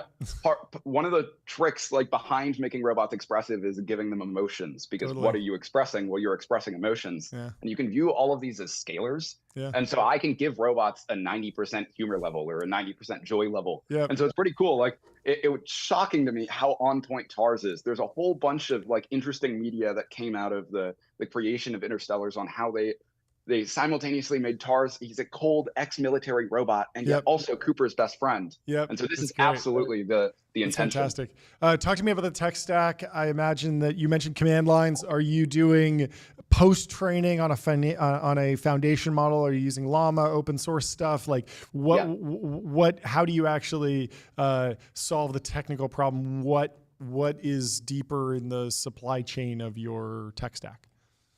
So as I mentioned earlier, like seemingly everyone is focused on vertically integrating control policy. All the big companies are doing this, and you get big horizontal companies that are awesome, like physical intelligence. Yep. And I really don't want to compete with these people. In fact, I want to work with them. Yep. And so when I initially put my mind to how do I construct this architecture, I had to say like, okay, I absolutely need to be an augmentation atop the transformer layer. So after a robot is told what to do by its decision transformer, I run this interaction layer. Now, I want you guys have both heard the phrase time flies when you're having fun. Of course. This is like a pretty integral way in which humans perceive the world. The inverse is also true. Your perception of time moves slower when you're stressed. And so we have fun and stress to emotions, and they change how we perceive the world subjectively. And so what Intempest does, we equip these things called time constants. The question is like, time flies when you're having fun. What is time for a robot? Well, time is compute. So what if you could allocate compute such that when a robot is having fun, or when it's not needed to do any like daunting task, it can use the minimum amount of compute necessary. It can move as quickly as possible. But when a robot is stressed, and it's failing, it should use more compute to collect more data so we can train and squash the edge case, and B, convey why it fails to, again, people in factories and people that would otherwise not understand what the robot is trying to do. Yeah, and that aligns with like test time inference scaling rules now, where you want to do more reasoning for harder problems. That makes sense. Yeah. Very cool. Anything else, Jordy? Are we good? I think we're good, but come back on again soon, Teddy. Yeah, this is fantastic. This is Thanks super for having exciting. me, guys. And I look forward to interacting, speaking the Intempest language with many, many robots throughout my life. Me too. We'll talk to you soon. Have a good one. Cheers, dude. Bye. Next up, we have Sigil, founder of Extraordinary, coming on the stream. Very excited to have him. I gotta say, these teal fellows pretty punctual. They're so. I was about to say late. This is a very crazy thing. You get this calendar invite, you just hop on the stream, but he's here right on time. It's that weird time. It's amazing. Hey, join at 1:42. Sigil, great to have you on. How you doing?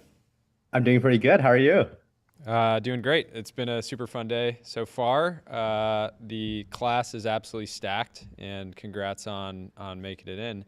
Why don't you start with a bit of backstory, your personal story, and then what you're working on?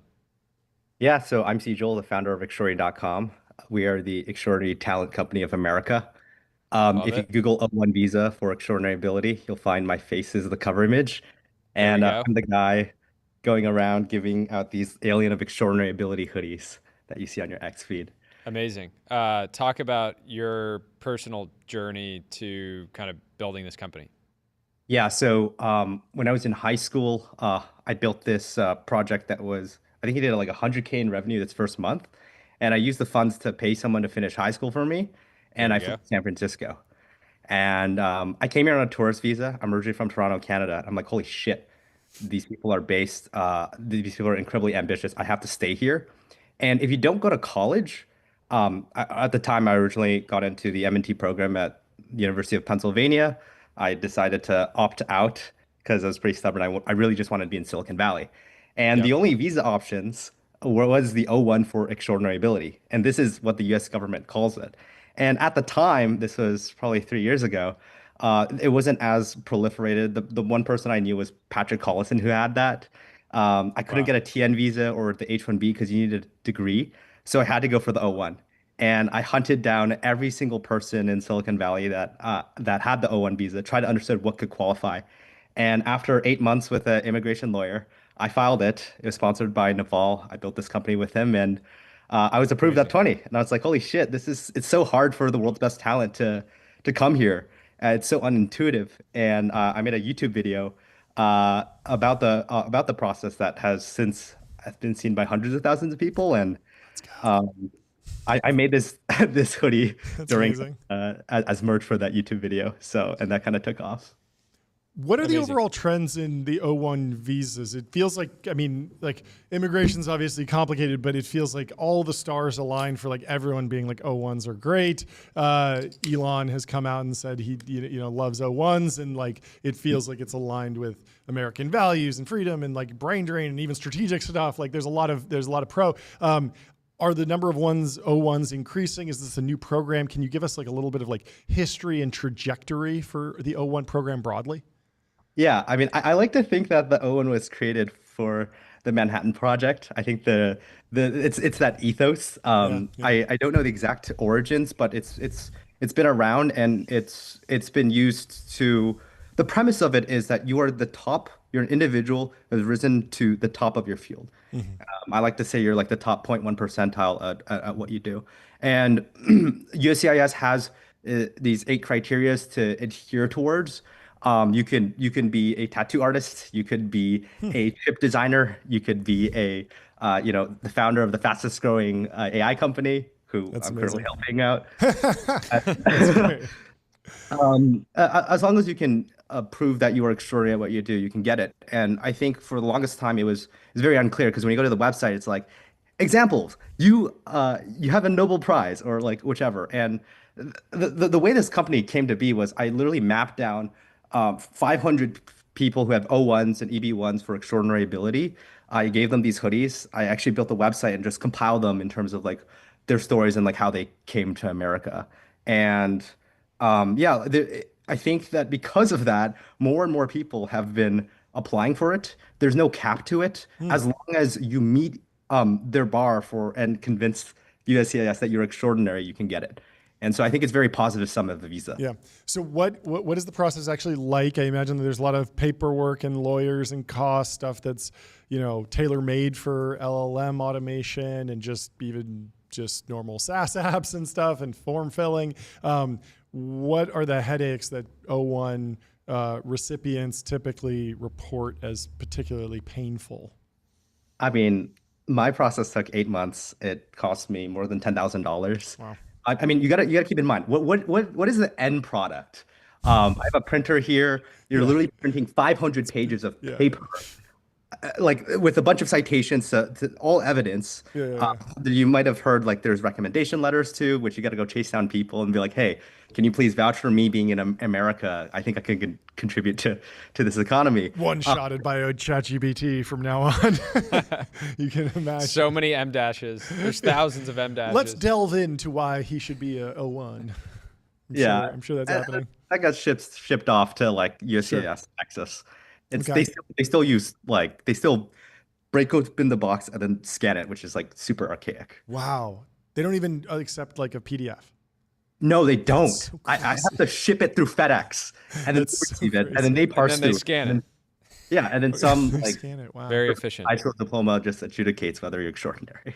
Okay. Well, we're big fans of paper, but even that. Even that's my stretch. What how have you thought about the business model for extraordinary?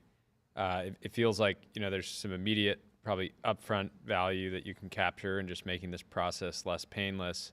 But when you think about taking somebody at the absolute top of their field and bringing them to the best economy in the world where they're going to attract other talent and capital and things like that, it feels like a lot of the value creation is on the things that they. I mean, the obvious business model here is to sell the data to venture capital firms. Yes. Which I feel like might already be happening, judging by the involvement of Naval. I mean, what's the actual business model? Jokes aside. Yeah, so I'm tempted to rename the company to the Extraordinary Talent Company of America. Our flagship first product, obviously, just making this much more seamless and faster. Like, I think it should be a standard deviation of speed up, which already is. We already power ramp, cognition, and we work with a ton of top founders building companies that we know.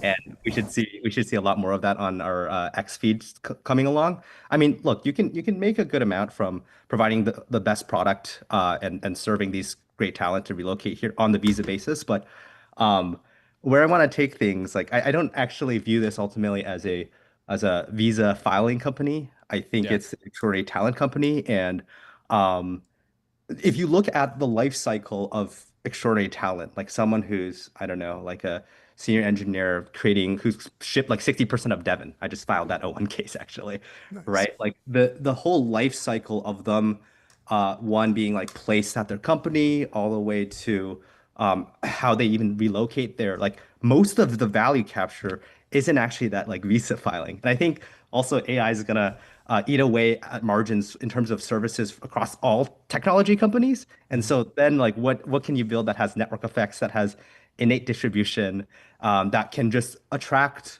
the world's best talent? Like I want to build something where if you're remotely ambitious and talented, you have a means to be discovered. And if you remotely want to come here, like you're going to be on extraordinary.com. Cool. How do you think about giving people an opportunity to get to America without having credentials yet, right? Like presumably there's somebody out in the world who's 16 years old, they're in some like high school type situation, and they actually could be one of the world's best programmers or something like that, but maybe they haven't gotten a job. Is there a world in the future where you would create sort of like open testing where people could kind of like prove their abilities? I'm sure somebody would figure out how to hack it pretty quickly, but how do you think about kind of creating the ability for people to prove their capabilities prior to getting the ability to get traditional credentials? Yeah, first off, I actually got a 16-year-old approved for an O1 visa a few weeks ago. What are they extraordinary at? Interaction design for Roblox. Amazing. The most elite Roblox player. And on the talent discovery front, I think that the way that we value talent is evolving. I mean, right now, like it's so funny. Like there's Mercor, but then the founder of Cluely is like building software that hacks the Mercor interviews. Oh yeah. Proxies for measuring talent are just like falling through completely. It's hilarious. And so like, how do you then measure talent in this new age where, we value people who are able to leverage AI much more? And I think the way that companies hire will evolve. And we need to account for that. We need ways of assessing people, but also discovering people to showcase just how like competent they are. And I'm a very big believer of being able to give those means to people around the world, regardless of their traditional accolades, and just being able to empower people who have the merit and who have the ability, and they should be discovered and sponsored to come to America. That's amazing. Well, congratulations on getting into the Teal Fellowship. Yeah. And I'm sure there will be many Teal Fellows in the future that go through your program. Yeah, already helping them. I'm excited for the first 01 bodybuilder. We saw what happened with Arnold Schwarzenegger when he came to America, had a fantastic impact outside of bodybuilding. Went on to be the governor of California. Governor of California. Pretty good one. So don't count out the bodybuilders. So let's just get all the elite bodybuilders from all over the world, bring them here on 01s. That's my goal. As long as you're the top at what you do, we help you. That's fantastic. That's great. Well, thanks so much for stopping by. Thanks for coming on. We'll talk Congrats. to you soon. Cheers. Bye. Next up, just Gold's Gym in Venice just has hundreds of new members that are all America on is already dominant in bodybuilding. We hold more than 50% of the Mr. Olympias, but we could be doing even better if we can always do better. Everyone from all over the world who's elite at bodybuilding to America, which is my dream. Anyway, our next guest is here. We have Aiden Smith, founder of Interphases. Welcome to the stream. How you doing? Boom. Howdy, I'm doing really well. How are y'all? We're great. It's great to have you on. Would you mind kicking us off with a little introduction on yourself and the company you're building? Yeah, absolutely. I think the best way to understand my life is kind of framed at this realization I had when I was a little tiny kid in like 4th grade. I was sitting in this classroom and I was watching some guy doing real science, and I saw him and I was like, dang, I like know how to do addition. I know how to do basic algebra, and like, where the hell am I going with my life? And I realized that the world is a really scary competitive place, and I had to have some kind of heuristic by which I should get better. And so I thought to myself, all right, every 2 years, I want to double in the metrics I care about, which at 4th grade was coolness.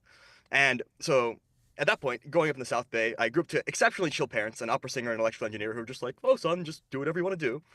And I was like, okay, every 2 years, I will double in coolness. And so that's exactly kind of how I structured my life. And in the next 2 years, I did stuff like tried to memorize the dictionary, because this is what I thought cool was when I was like that's pretty cool.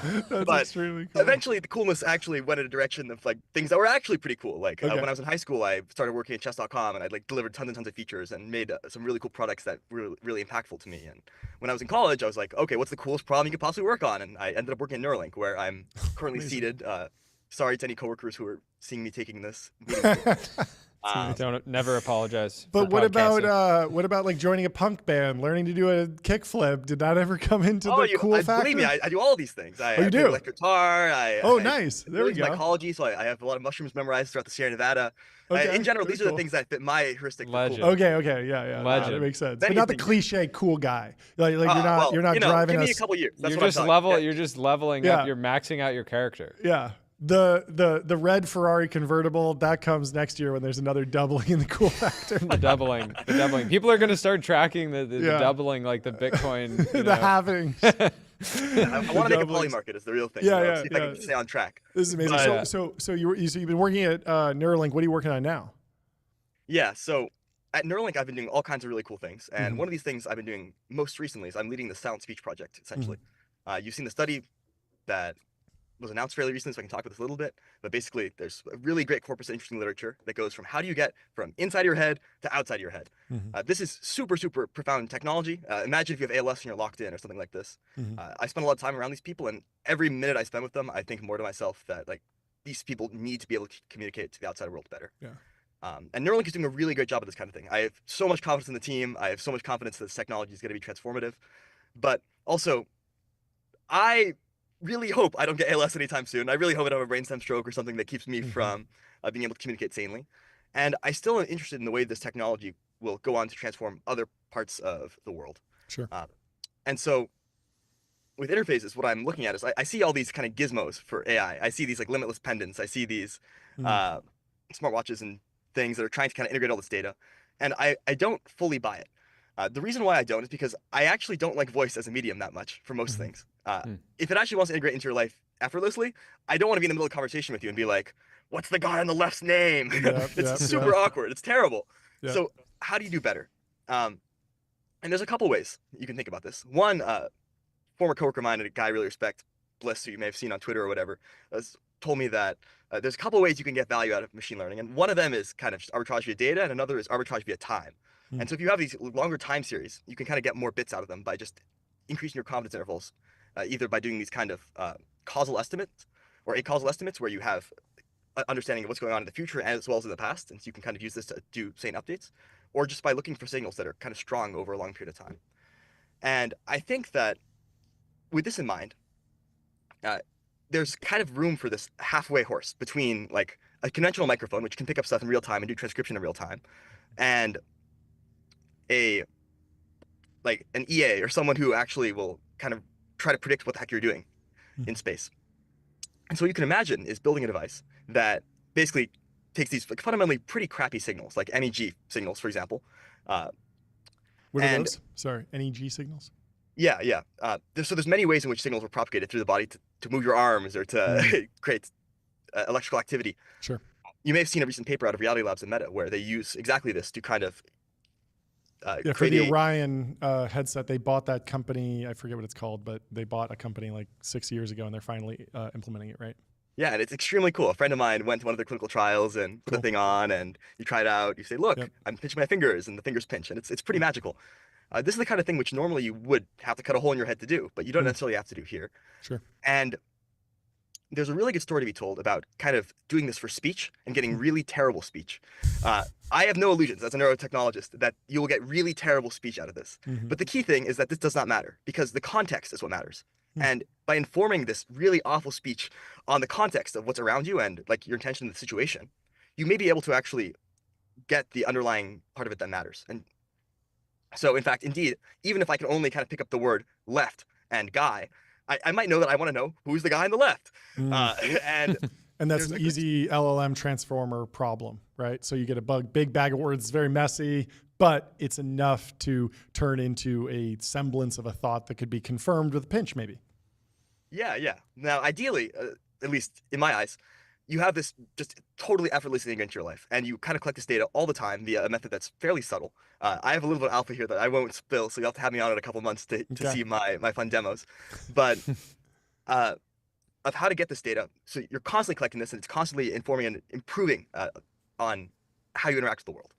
In general, I really care about efficiency in whatever I do, and lots of little things in your day-to-day life are super inefficient in these pretty funny ways, and I think that by kind of having this compute that is always active in a way that doesn't invade the privacy of other people, like I want to understand myself better. I want to be able to improve myself. I want to be able to like keep on that doubling path without like constantly listening to you guys or to my friends or to the coworkers or whoever else is around me. And I want to have the data set to do that. So there's this kind of dual pronged thing of like, okay, actually create the better interface to interact with LMs and to build the like higher bit rate communication interfaces, and also get a better model for oneself.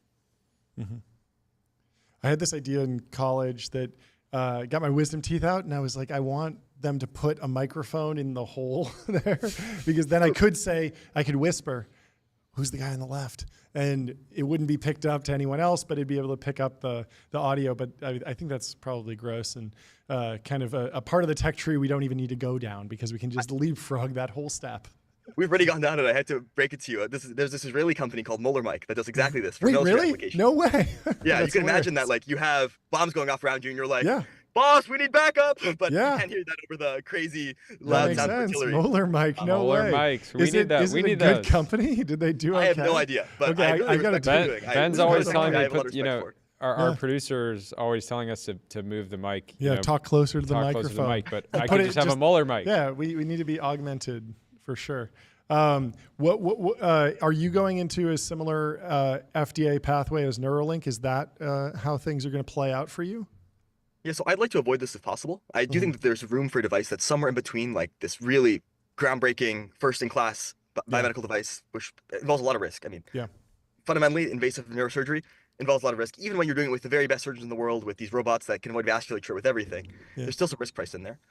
And so I think, again, there's this halfway horse thing of like, okay, maybe it's invasive, but maybe it's not quite as risky of a thing. Maybe it's more like getting like an implant for birth control, or more like getting like simple surgery to remove a mole. These kind of things that are much more everyday and much sooner. I'm very bullish on Neuralink in the long run, and I think that you should keep an eye on the amazing stuff folks are up to here. But yeah, if DJ is in the office, tell him I say hi. We'd love to have him on the show. I will. Sometime. I love DJ. He's great. He's fantastic. You've been fantastic. Thanks so much for stopping by. What I gotta ask before you go. Sure. You're skill maxed to the gills already. But what's next? What are you besides the new company? What are some areas that you're trying to level up now? Believe it or not, the next thing I'm doing next week is I'm making a trumpet from first principles. I have a physics textbook, and I want to, like, without any reference, try to figure out how far apart all the valves should be. I want to cast it in my backyard with a big crucible, and I want to, like, play this thing, which probably won't work. And so I'll get better at metalworking, I'll get better at physics, I'll get better at all these little stupid things I care about, and it's a pretty fun little interstitial bit before I really put my head down and get back to the great doubling. Come incredible. On the show play and play the your trumpet live. I want to hear the demo. Come on, we want to hear it. I'm no good, I have to warn you, but I'll be better in 2 years. So. If it in 2 years you'll be good. If it makes sound, it works. Yeah, that's fantastic. Great question, Jordy. Awesome. Thanks All right, so great much to meet you, Aiden. Congratulations. See you later. Bye-bye. This is fantastic. We'll talk to you soon. Next up, we got Chad. Colton coming in the studio. Welcome to Colton as soon as he hops in here. The idea of just trying to get twice as cool. It's so good. It's constantly, such a good bit. And just never being like, I'm cool enough. I'm cool enough. No. Yeah. Double. It's the great doubling. I mean, he doesn't look like I don't know if he can have champagne yet, but we followed a similar principle around the great doubling. Exponential growth. It's the most powerful force in the world. Something that you can understand unless you've experienced it. Yeah, Einstein. We experienced it going from 1,000 followers to 2,000 followers. Imagine that at trumpet manufacturing. Fantastic. Well, we have our next guest in the studio. Welcome to the stream, Colton. How are you doing? Welcome.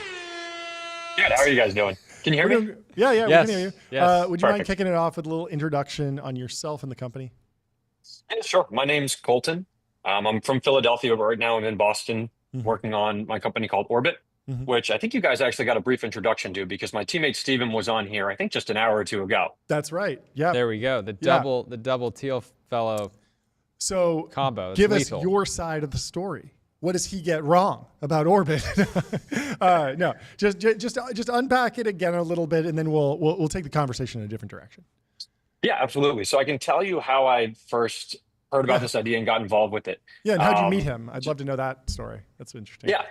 So Steven went to Georgetown, and he was looking for an engineer to help him build this neurotech. But there's no engineers at Georgetown at all. They don't have an engineering department. And so he was running around like the whole DMV area looking for an engineer that could help him build some of these circuits and the hardware and the code and such. And so eventually that led him to me. He tells me that he met with a lot of people before, but is the business guy yelling at you from the other room? Yeah, I think he said something. I can't quite hear him. But. Hey, hey, shut up, business guy. The engineers, the technical founder's talking. So we'd met and we went on Zoom for a bit, and I already had an internship that I was very interested in lined up for the summer, but he started talking to me and explaining this idea that he had. And at least during the call, two things were pretty clear. And one, that Steven himself is an incredibly exceptional guy. And even after 2 years working with him, that is still true. And still impresses me. And the second thing was that he convinced me that neurotech was a harder problem to work on than any other problem that I was working on. So I was going into the field of aerospace, and I love jet engines. I think they're the most mechanically complex systems that exist today. And they're really cool for a lot of reasons. You have this really tight tug of war between crazy precise tolerances and like these extreme magnitudes and speed and heat and stresses, all these things. But it's a system that humans fully built and can analyze and look at, whereas the brain is kind of a black box. And the tool set that you need to approach the type of problems that we see when trying to build neurotech and interact with the brain in any way just forces you to be, in my opinion, like a lot more creative and search a much larger option space to get the answers that you want. And so I thought, this is an incredibly hard problem. I really want to work on this. We started working together that summer. I was still doing my internship, but that's 9 to 5. There's 16 more hours in a day. And eventually at the end of the summer, I told my supervisor at the company I was working at that I was going to leave a month early. And in August, Steven and I went down to DC, just rented out an Airbnb for a month and just had this basically like a month-long build-a-thon where we tried to get the scrappiest MVP we could at the end of the month. And we did that, eventually went back to school. In the meantime, we were still working very hard on the project. In fact, I was failing most of my classes at the time until it got to the point of about like October or November when we had met with our first venture investor, and this is Dune Ventures. He funded our pre-seed round, and at that point, we were no longer resource constrained. The only constraint to us making progress was time. I actually did really enjoy school. I was a mechanical engineer at Hopkins, and I felt that through each of my classes, I was really expanding my tool set and the things that I could build, and also the types of engineering problems that I could analyze quantitatively. And so I did really love my classes there, but I figured I could either do school really well, I could do the startup really well. I couldn't do both at the same time. And it was a really obvious choice to choose the startup instead and work in this direction, because for me, it was very plain that this was the direction of growth, or at least the most growth that I could have. I still think that's true, and that's a large part of what guides my decisions and the path that I take in life. Very cool. Incredible. Can you take me through some of the tech tree that led up to this point? Like, what are some devices or technologies that you think have kind of commercialized appropriately, or at least like lay the groundwork for what you're doing today? Yeah, that's a good question. There's not a whole lot that laid the groundwork, like technology-wise. A lot of the stuff that we're using has actually been around for a very long time. And so if you think of the main application that we're looking at right now, vestibular stimulation, you basically just get a circuit that's a constant current stimulator. So it'll inject the same amount of current regardless of the resistance that your head is, because for humans that actually varies a lot and can span even an order of magnitude, which is unlike a lot of other physiological characteristics. But the idea of having a constant current stimulator is a technology that we've had for a very long time. It's something that we've used for a human application in like TENS, for example, and TDCS and such. A big part of neurotech and the progress in neurotech, I think, is not actually implementationally constrained, and that like you do have to have good hardware and you do have to make it well and incredibly robust, but it's actually how you use that hardware. So the types of signals that you send, how you integrate them with the rest of your system, whether it's closed loop and you're taking certain measurements, how you're analyzing those measurements, feeding it back into the signals that you're sending, that actually gives you a lot more gain and a lot more innovation in neurotech. Jordy? Yeah, I'm also, the main question I had for Steven earlier was around kind of like testing process, how, I imagine you guys both are super eager because of these sort of like fast feedback cycle, but what's your approach and how do you focus on learning through self-experimentation? Yeah, there's two sides of it. So the first side is safety and stuff like that. And so for a lot of vestibular stimulation that's electrical, there's a good bit of precedence actually for how it's been used in the clinic in a very binary sort of way, where they aren't able to elicit a lot of autonomic functions that you'd like. But it's still shown with efficacy in a lot of research that, hey, you can take this current signal and you can send it to your vestibular system and there's no adverse effects. And it is a practice that they use very binarily in the clinic. And then when we're doing stuff that's more novel, we'll actually take a very rigorous approach to safety. And so a good example I can think of is when we were working with an ultrasound system, and no one before had ever used mechanical waves through ultrasound to elicit vestibular stimulation. We started, very bare bones with going to like simulations first, and then after doing simulations, getting like a fake skull that matches the physical properties of the head, putting that in a water tank, measuring with a hydrophone what the field is actually looking like, seeing that lines up with our simulations, basically doing weeks or even up to a month of the math, the numbers, the simulations to find out, hey, this is causing the exact effect that we want. And then based on that, then going to testing on really just like Steven for a lot of the outside stuff to see that it works. And that's kind of the safety. Steven, yeah. All right, bud. Yeah. It's time. Lay down. Exactly. You're gonna want to lay down for this. That's fantastic. Are you guys getting to the point where you're really narrowing in on some of the more near-term commercial applications of what you're working on, or is it still kind of like, hey, there's so many different directions that we can take, we just need to continue to experiment broadly and run a bunch of different types of tests? More of the latter right now, not because we don't have a direction that seems viable, but we just don't know it's the best one yet. So I'm sure Steven's talked about some of it, but in a couple of different autonomic regulation fields, we have very powerful effect sizes, at least in the small sample sets that we've done, being just people within the company, co-founders and such. But for the types of effects that we're looking at, if you can't detect it without a larger sample size, say like, 50, 100 people, and it's just this like stat sig effect that like maybe placebo may not be, kind of like, taking vitamins in the morning. It's not the effect that we're looking for. We're basically like, we're able to have this fast iteration cycle because the autonomic effects that we do elicit are very obvious, and it's, very clear to, me or Steven, whoever's being tested, like, oh, this isn't placebo. I'm actually feeling something that's crazy different. Now, in terms of getting a product is like sleep, for example, this is an example that Steven gave earlier, just like basically doubling your deep sleep, right? Something like that, every human has to sleep every single day. Like, is that not a big enough market to try to bring something to market there that could allow, I would personally pay a lot of money to be able to sleep for 6 hours and get the same effect as sleeping 8 hours. Yeah. I'm curious, like how you think of those trade-offs, basically, and I think a lot of teams would just say, "Hey, this is such a big opportunity. If we're seeing an effect here, we should really run this down." In terms of, if I had to make a prediction about what would be our first product that we release, I would, with the information that we currently have, guess that it's a sleep product. And so a lot of the testing that we're doing right now is related to sleep.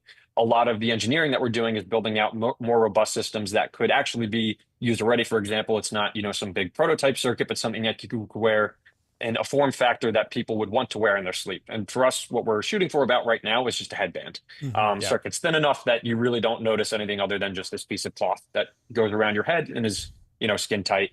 That said, even though I'm confident we can build the sleep product right now and push towards a certain release that would be successful. And, what you call successful, whether that's, selling 10,000 units or 10 million units, is a bit more defined by like what your goals are and why you want to release in the first place. For us, it's actually not so much about the money, but building a user base that we can start to expand in with neurotech. Your brain is a very intimate thing, and consumers are going to be very, very skeptical of the first neurotech products that come about. And so whether it's the case that you want to release a neurotech product that, let's say feasibly could be sold to 10 million people or 50 million people, if they're ready for it, and neurotech has become a more popular idea, rather than maybe finding a more niche entry market first and doing some type of launch that would give you more feedback and more information about what the marketplace is looking like, how ready people are for neurotech, and those types of questions. It's actually a lot less clear which of those paths is the best one. And I think it's very hard to get a clear answer to that unless we have a more clear picture of the scientific space and actually what types of effects we're looking for. And so sleep is something that you could go consumer with. You could sell to every person because every person sleeps. But if it turns out that there's, let's say, an unexpected amount of stickiness in the market with people that want to buy neurotech products, then a better approach may be to go with a fully medical product. So looking with people that have a disease where, hey, maybe neurotech is a little early for consumers, but if you're, and we can go actually even back to the sleep analog, let's say you're an insomniac who can struggle to sleep even 2-3 hours a night. Now wearing this headband and this idea of neurotech is not quite as, there's not quite as much skepticism, as in the friction's a little lower. And so there's kind of this back and forth between, we have to analyze like what the market is looking like and what types of products are going to fit that market. And also like what types of products can we build that are able to fit that market. And so it's a little bit harder to get feedback on the first one, being the market space, until I think our best information there is when we actually release a product to market and learn from it. But at least right now, there's a lot more to be learned on the science side. There's a lot more to be learned with sleep and how to not just make a system like that, but continually improve it and make it better. And then there's also a lot of sub branches that we want to continue to explore, so we know that we're not in some local maximum when maybe not too far there's another higher local maximum to be hit. Very cool. Fantastic answer. Thank you so much for coming on. Great to meet you, Colton. Congratulations on all the progress so send far. Send us a demo unit. Let's get send it us going. a demo unit. We can. Actually, that'd be great. We're ready. Awesome. We're ready. Yeah. And thanks so much for stopping by. We'll talk to you soon. Yeah. Cheers. Have a great day. Very nice meeting you. Yeah. Bye. Next up, we have Koki Mashita coming into the studio. Our last Teal Fellow of the day. Finishing it out strong. Welcome to the stream, Koki. How are you doing? Sorry for keeping you waiting. We were running long. Welcome. But you're here. No Please worries. Introduce yourself and the company that you're building. Hey guys, thank you for having me on. Thanks for the time. I'm Koki, originally from Japan. I spent a lot of time growing up thinking about natural disasters. I think, in SF, it's like nice weather, everything's, kind of nice, and you get to work on really, really interesting things. But, I was in the 2011 earthquake where, 18,000 people died in a couple of days. And a lot of my friends, homes were destroyed. And you have these like, typhoons, right? That like blow away my like grandparents' roofs every like 3 years or so. And I keep asking them like why? Like you can just like move because you're in Typhoon Alley. Like what's the whole point of having to stay there? But it's like something so deeply ingrained, right? It's something that you accept, that kind of just accept as feet. And I was talking to the environment minister and the infrastructure minister of Japan recently, and they were saying that they spent billions of dollars on disaster infrastructure. Like they would build these like columns under Tokyo, right? So like when it floods, the water can go in. Yet like they were like, oh shoot, we haven't actually solved the problem, which is the intensification of these events. But back then I was 11 and I did not know that you can actually start to fight these natural disasters. But I started just like building robots when 3D printers were really popular, started selling them. And then the money I made from that I put into Bitcoin, and then got into like hedge funds in high school when I started a small one. And then in college I came across this startup which was building AI weather forecasts.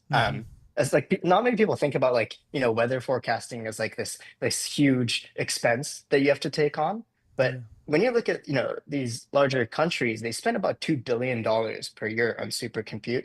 Essentially, like a big chunk of the world's supercomputers are used on running partial differential equations to be able to calculate the weather, right? It's like something that you don't really think about.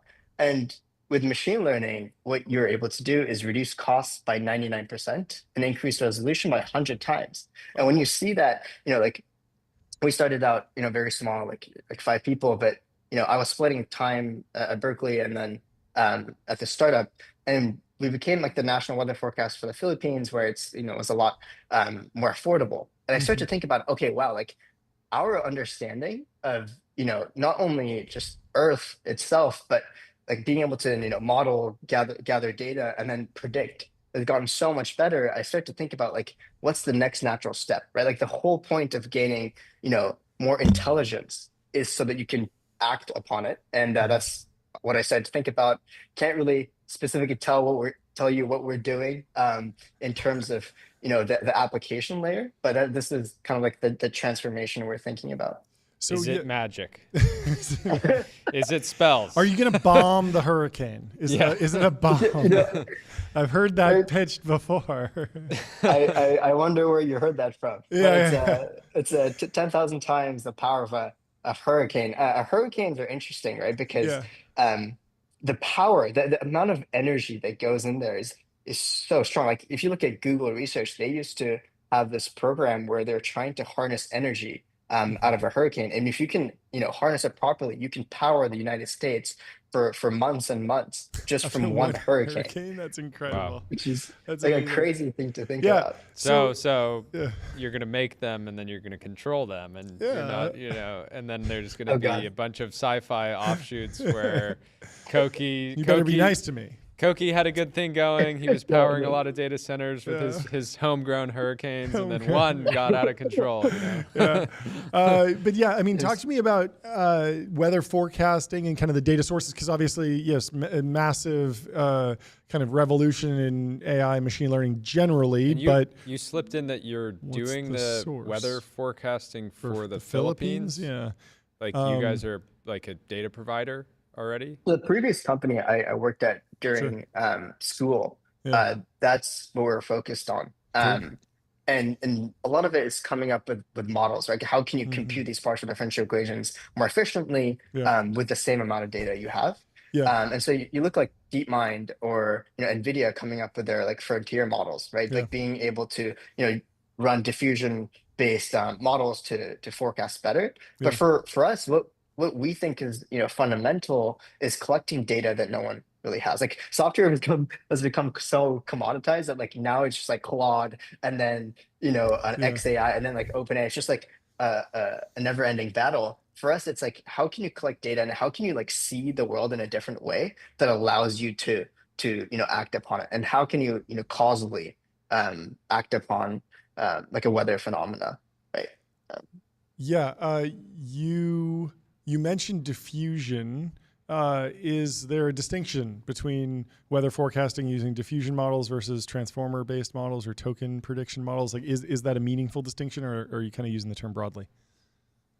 It gets really complicated in a sense that I think, both of them are good at, kind of milking as much, information, looking at, okay, what are the latent parameters? How can you, figure out, somewhat unnoticeable characteristics within weather models. But I think the interpretability of weather models also become very important, right? Like if you can like characteristically like define, okay, which parameter within a high dimensional vector, right, is creating a lot of bias, how can you, tweak that so that you can, get back on track? And it's like weather is so chaotic that like even one small perturbation in an initial condition can really mess up the forecast. And that's why it's really difficult to forecast like a week out. And so being able to like assimilate data as you go, and that's why like we're focusing on, okay, how can you, collect data that no one really has,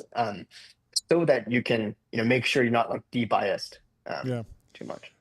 Talk to me about the data sources for this. I'm familiar with like Doppler radar systems that like the local news has. But are satellites playing a role now in weather prediction? Is the actual data that we're gathering to build these models on top of improving? And what are the key vectors that are driving better data going into these models? Yeah, satellite data is interesting. A lot of reanalysis data has always been used, and it's made by NOAA or ECMWF. Unfortunately, NOAA is not doing too well now. What we're doing is building sensors and then literally like flying into storms or into clouds to measure within them. Right? It's a complex convective process that you really have to just send something in to measure it. Yeah. Autonomous vehicle, I assume. No, you're flying the plane personally.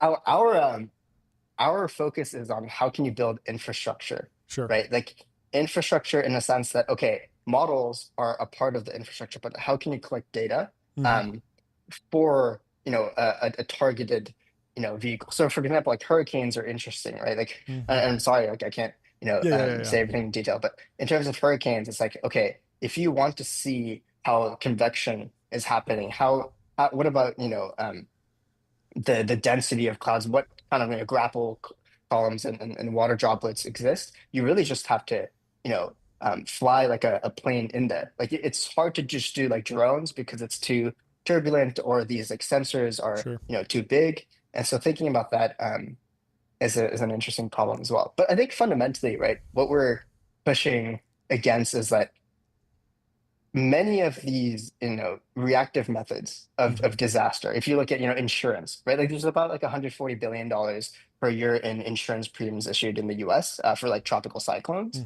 And yet like insurance premiums have doubled every single year for the last, 4 or 5 years in many coastal cities. And when you look at like another catastrophe happening, like last year, Hurricane Helene and Milton was bad, but it could have been a lot worse. They weren't even Category 5s. And Congress had to give out $100 billion in aid, right? But when a next Hurricane Katrina happens in, Florida, for example, then insurance is just going to be insolvent in many ways. Is there a market for better weather data by itself? I mean, it sounds like fighting the hurricane is important, but we talked to somebody who works in data brokerage loosely and said like everyone talks about, oh, we'll sell it to hedge funds, but there's only like 5 hedge funds that buy anything, and they're kind of stingy apparently, and they don't really buy that much data.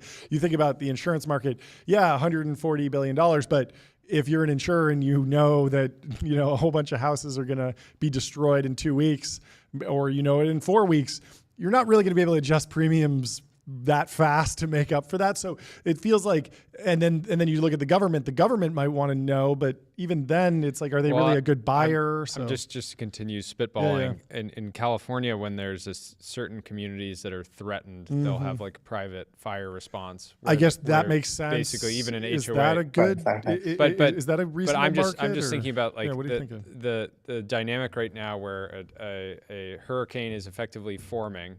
And the response is to watch it and then tell people to evacuate based on where you think it's going to go. Yeah. And it's kind of insane that we don't have any sort of proactive response to say, hey, this thing is progressing to being more and more intense. Can we, sort of stop it? Yeah. So data market. I don't know how much you can talk about it. We might just have to have you back on when you can talk. No. When you look at insurance, it's pretty insane. Like they look at okay, what does hurricane damage look like in the last 40 years? Okay, let's aggregate, average, and then kind of add bias for like some of the intensification of these events or the increase and the exposure, and that's all you do. And so a lot of the interesting financial assets come up when you look at like catastrophe bonds. Like they're like certain hedge funds that literally just trade on catastrophe bonds, right? And it's just about like estimating what is the arbitrage in terms of how much wildfire is going to wipe out a certain city, or same for hurricanes as well. No, makes a ton of sense. We'll have to have you back when you can talk more about the product and where you're going with the company. But this was fantastic. Thank you so much for hopping on. This is a real pleasure. Excited to hear more. And congratulations. We'll talk to you soon. Thank you. Thank you for the time. Bye. All right. And that concludes Teal Fellow Tuesday. We have interviewed Looking forward to next Tuesday. Next Tuesday, we'll do it. A year from now. A year from now. Also, I mean, we mentioned Figma a few times, but we forgot to mention that Dylan Field, Teal Fellow. So go to Figma.com. Think bigger, build faster. Figma helps design and development teams. John, you were addicted build to Figma ads today. Great products together. I love ads, baby. I love ads. That is I think the third that you've run today. I love it. Anyway, I love the energy. I like this post from Andrea, this bumper sticker. It says, honk if you like the taste of venture capital. And I just wanted to say. And I love. Honk, honk, honk, honk, honk, honk. Air horn. Honk, air honk, horn. honk. And it's Graza and Olipop. I thought that was very funny. Lucky, is this an anti-venture capital bumper sticker? I don't know. I don't know how anybody could be anti-venture capital. It's ridiculous. My lovely wife was one of the first investors in Graza. So if you're honking, you're honking. And they're for absolutely her. Crushing. What else is interesting to cover today? I mean, TBPN was in the news with Ben Thompson chiming in over the weekend saying, I love how it never occurs to the media that maybe they're just being outcompeted instead of the subject of some sort of conspiracy. Literally anyone can make a podcast. Sorry, they don't want to listen to yours. I think to add to here, the frustration from the media is that oftentimes entrepreneurs and investors don't even want to talk to the media anymore. Yeah. So it's not that they don't, they maybe will listen. Yep. But they don't even want to go and this is something we talked about with Abe, the guy who wrote the profile on us. Is he was curious, why do you feel like people are so comfortable, talking with you, and we don't need to go. Abe actually responded to this. He said, I think it can be both true that non-traditional outlets like Ben's and TBPN are outperforming many traditional ones, and that some of tech distrusts the traditional media, creating some of the audience for Ben and TBPN. And I love that because no quotes around TBPN. Abe got the memo. We're in the mainstream now. We are the mainstream media. We are the traditional media. Yeah. I mean, we're wearing suits. What's more traditional than wearing suits? We're highly traditional. How could we be more traditional than wearing a tailored suit while you report the news, while you Newsmax? I'm Newsmaxing, John. What else is interesting to talk about? There's some news in Polymarket. The odds of a U.S. recession have dropped significantly. I'm very excited to hear that. Love that. I threw up a market. Will Coinbase acquire Circle before September? That's going to be fun. Somebody else was writing. Let's see if I can read through this. This guy, I don't actually know this guy, but he wrote up an article, and I guess he was at Coinbase for some time, which is interesting. So He's giving some background. I spent years in the crypto industry, first at CoinFund, then at Coinbase, helping scale its venture strategy. Everything in this post is based on publicly available data from Circle's S1 and Coinbase's public filings. No inside information, just analysis. Anyone could replicate, but most don't. He's breaking down the USDC supply. He says total USDC equals Coinbase's USDC plus Circle's USDC plus everything else. Platform USDC refers to the percentage of stablecoins held in a party's custodial products or managed wallet services. And so he's basically saying that Coinbase has 23% of the total USDC in circulation. Yeah. And they've also been on a little acquisition spree. They bought that other big company. I think it was $1 billion acquisition at least. I forget exactly the name, but we'll have to talk to Brian Armstrong from Coinbase about that hopefully tomorrow. He goes on to highlight that USDC is Coinbase's number 2 revenue driver. Yep. And contributed to 15% of Q1 2025. Could be a revenue beautiful more partnership. Than staking. Could be a beautiful partnership. We'd love to see it. Something. Well, we'll cover it here and we will track it. What is the poly market actually at? Let's see. I'm sure it's relatively kind of low volume right now. 5%, 50%, 10%? No. It was sitting at 40% overnight, and somebody took a big no bet, and so it's sub 10%. Sub 10%. Okay. We'll see. Well, we'll see. If you have an opinion, hop on Polymarket and check it out. I think it's good to close this. Everyone's loving the Dyson keynote. Scott Belsky said, agree, found it riveting, and seriously considering getting a Dyson pencil vac. Sam said, what is the pencil vac? That Dyson keynote was so wholesome. Just an excited inventor vacuuming the stage and showing off his new toys, all wrapped up in under 9 minutes. It's the thinnest feature device. Basically uses a laser to expose. Well, that's been on Dyson vacuums for a while. I don't have that on mine. Oh, well, you're living in poverty, Dark ages. I guess. Well, I have a Matic now, so I don't need. Yeah, that's true. Matic is pretty incredible, but Dyson, they've had the laser for a while, but I think what they did was they restructured it because it used to be the internals, like the heavy battery part and the actual vacuum part, would be at the handle. And so the handle was always a little bit heavy. It seems like they've kind of shifted a lot of the weight, the center of gravity, much lower. And so you can use it much more just like a walking stick. If you see here, you'll see that what he's actually holding in his hand, if you zoom in, is very thin. And so the whole thing is this very thin tube. And that means it's a lot easier to vacuum. And so get this for your in-laws. Get this for your parents and grandparents. They're going to love it. We talked about, Lesson was talking about how this could basically be the beginning of the e-cane. This is the smart cane. This is the smart cane. No way. Yeah, he was talking about that. Imagine if everybody was walking around vacuuming all the time. The world would be so clean. Shoes. The world would be so clean. This is the future. This is the future. And then you throw an LLM in that bad boy, you start talking to it. Slap some AI in it. Slap some AI in that thing. We could pitch so much AI in this thing. Intelligence and clean streets, too cheap to meter. Well, that's a great place to end it, folks. Stay tuned. Tomorrow we are doing Crypto Day. We have a whole bunch of absolute killers from the crypto ecosystem. It really came together well. The lineup is fantastic. It's very, very exciting. It's actually, I wanted to, before tomorrow, try to estimate the total volume that the people joining tomorrow oversee on a daily basis. It's definitely in the billions. It could easily be in the daily volume. Daily It's volume. massive. Anyway, why don't you take us out with a massive gong hit, Jordy? I would love to, John. Wide is so good. I love it. Let's swing my microphone around. Swing the mic. I don't think.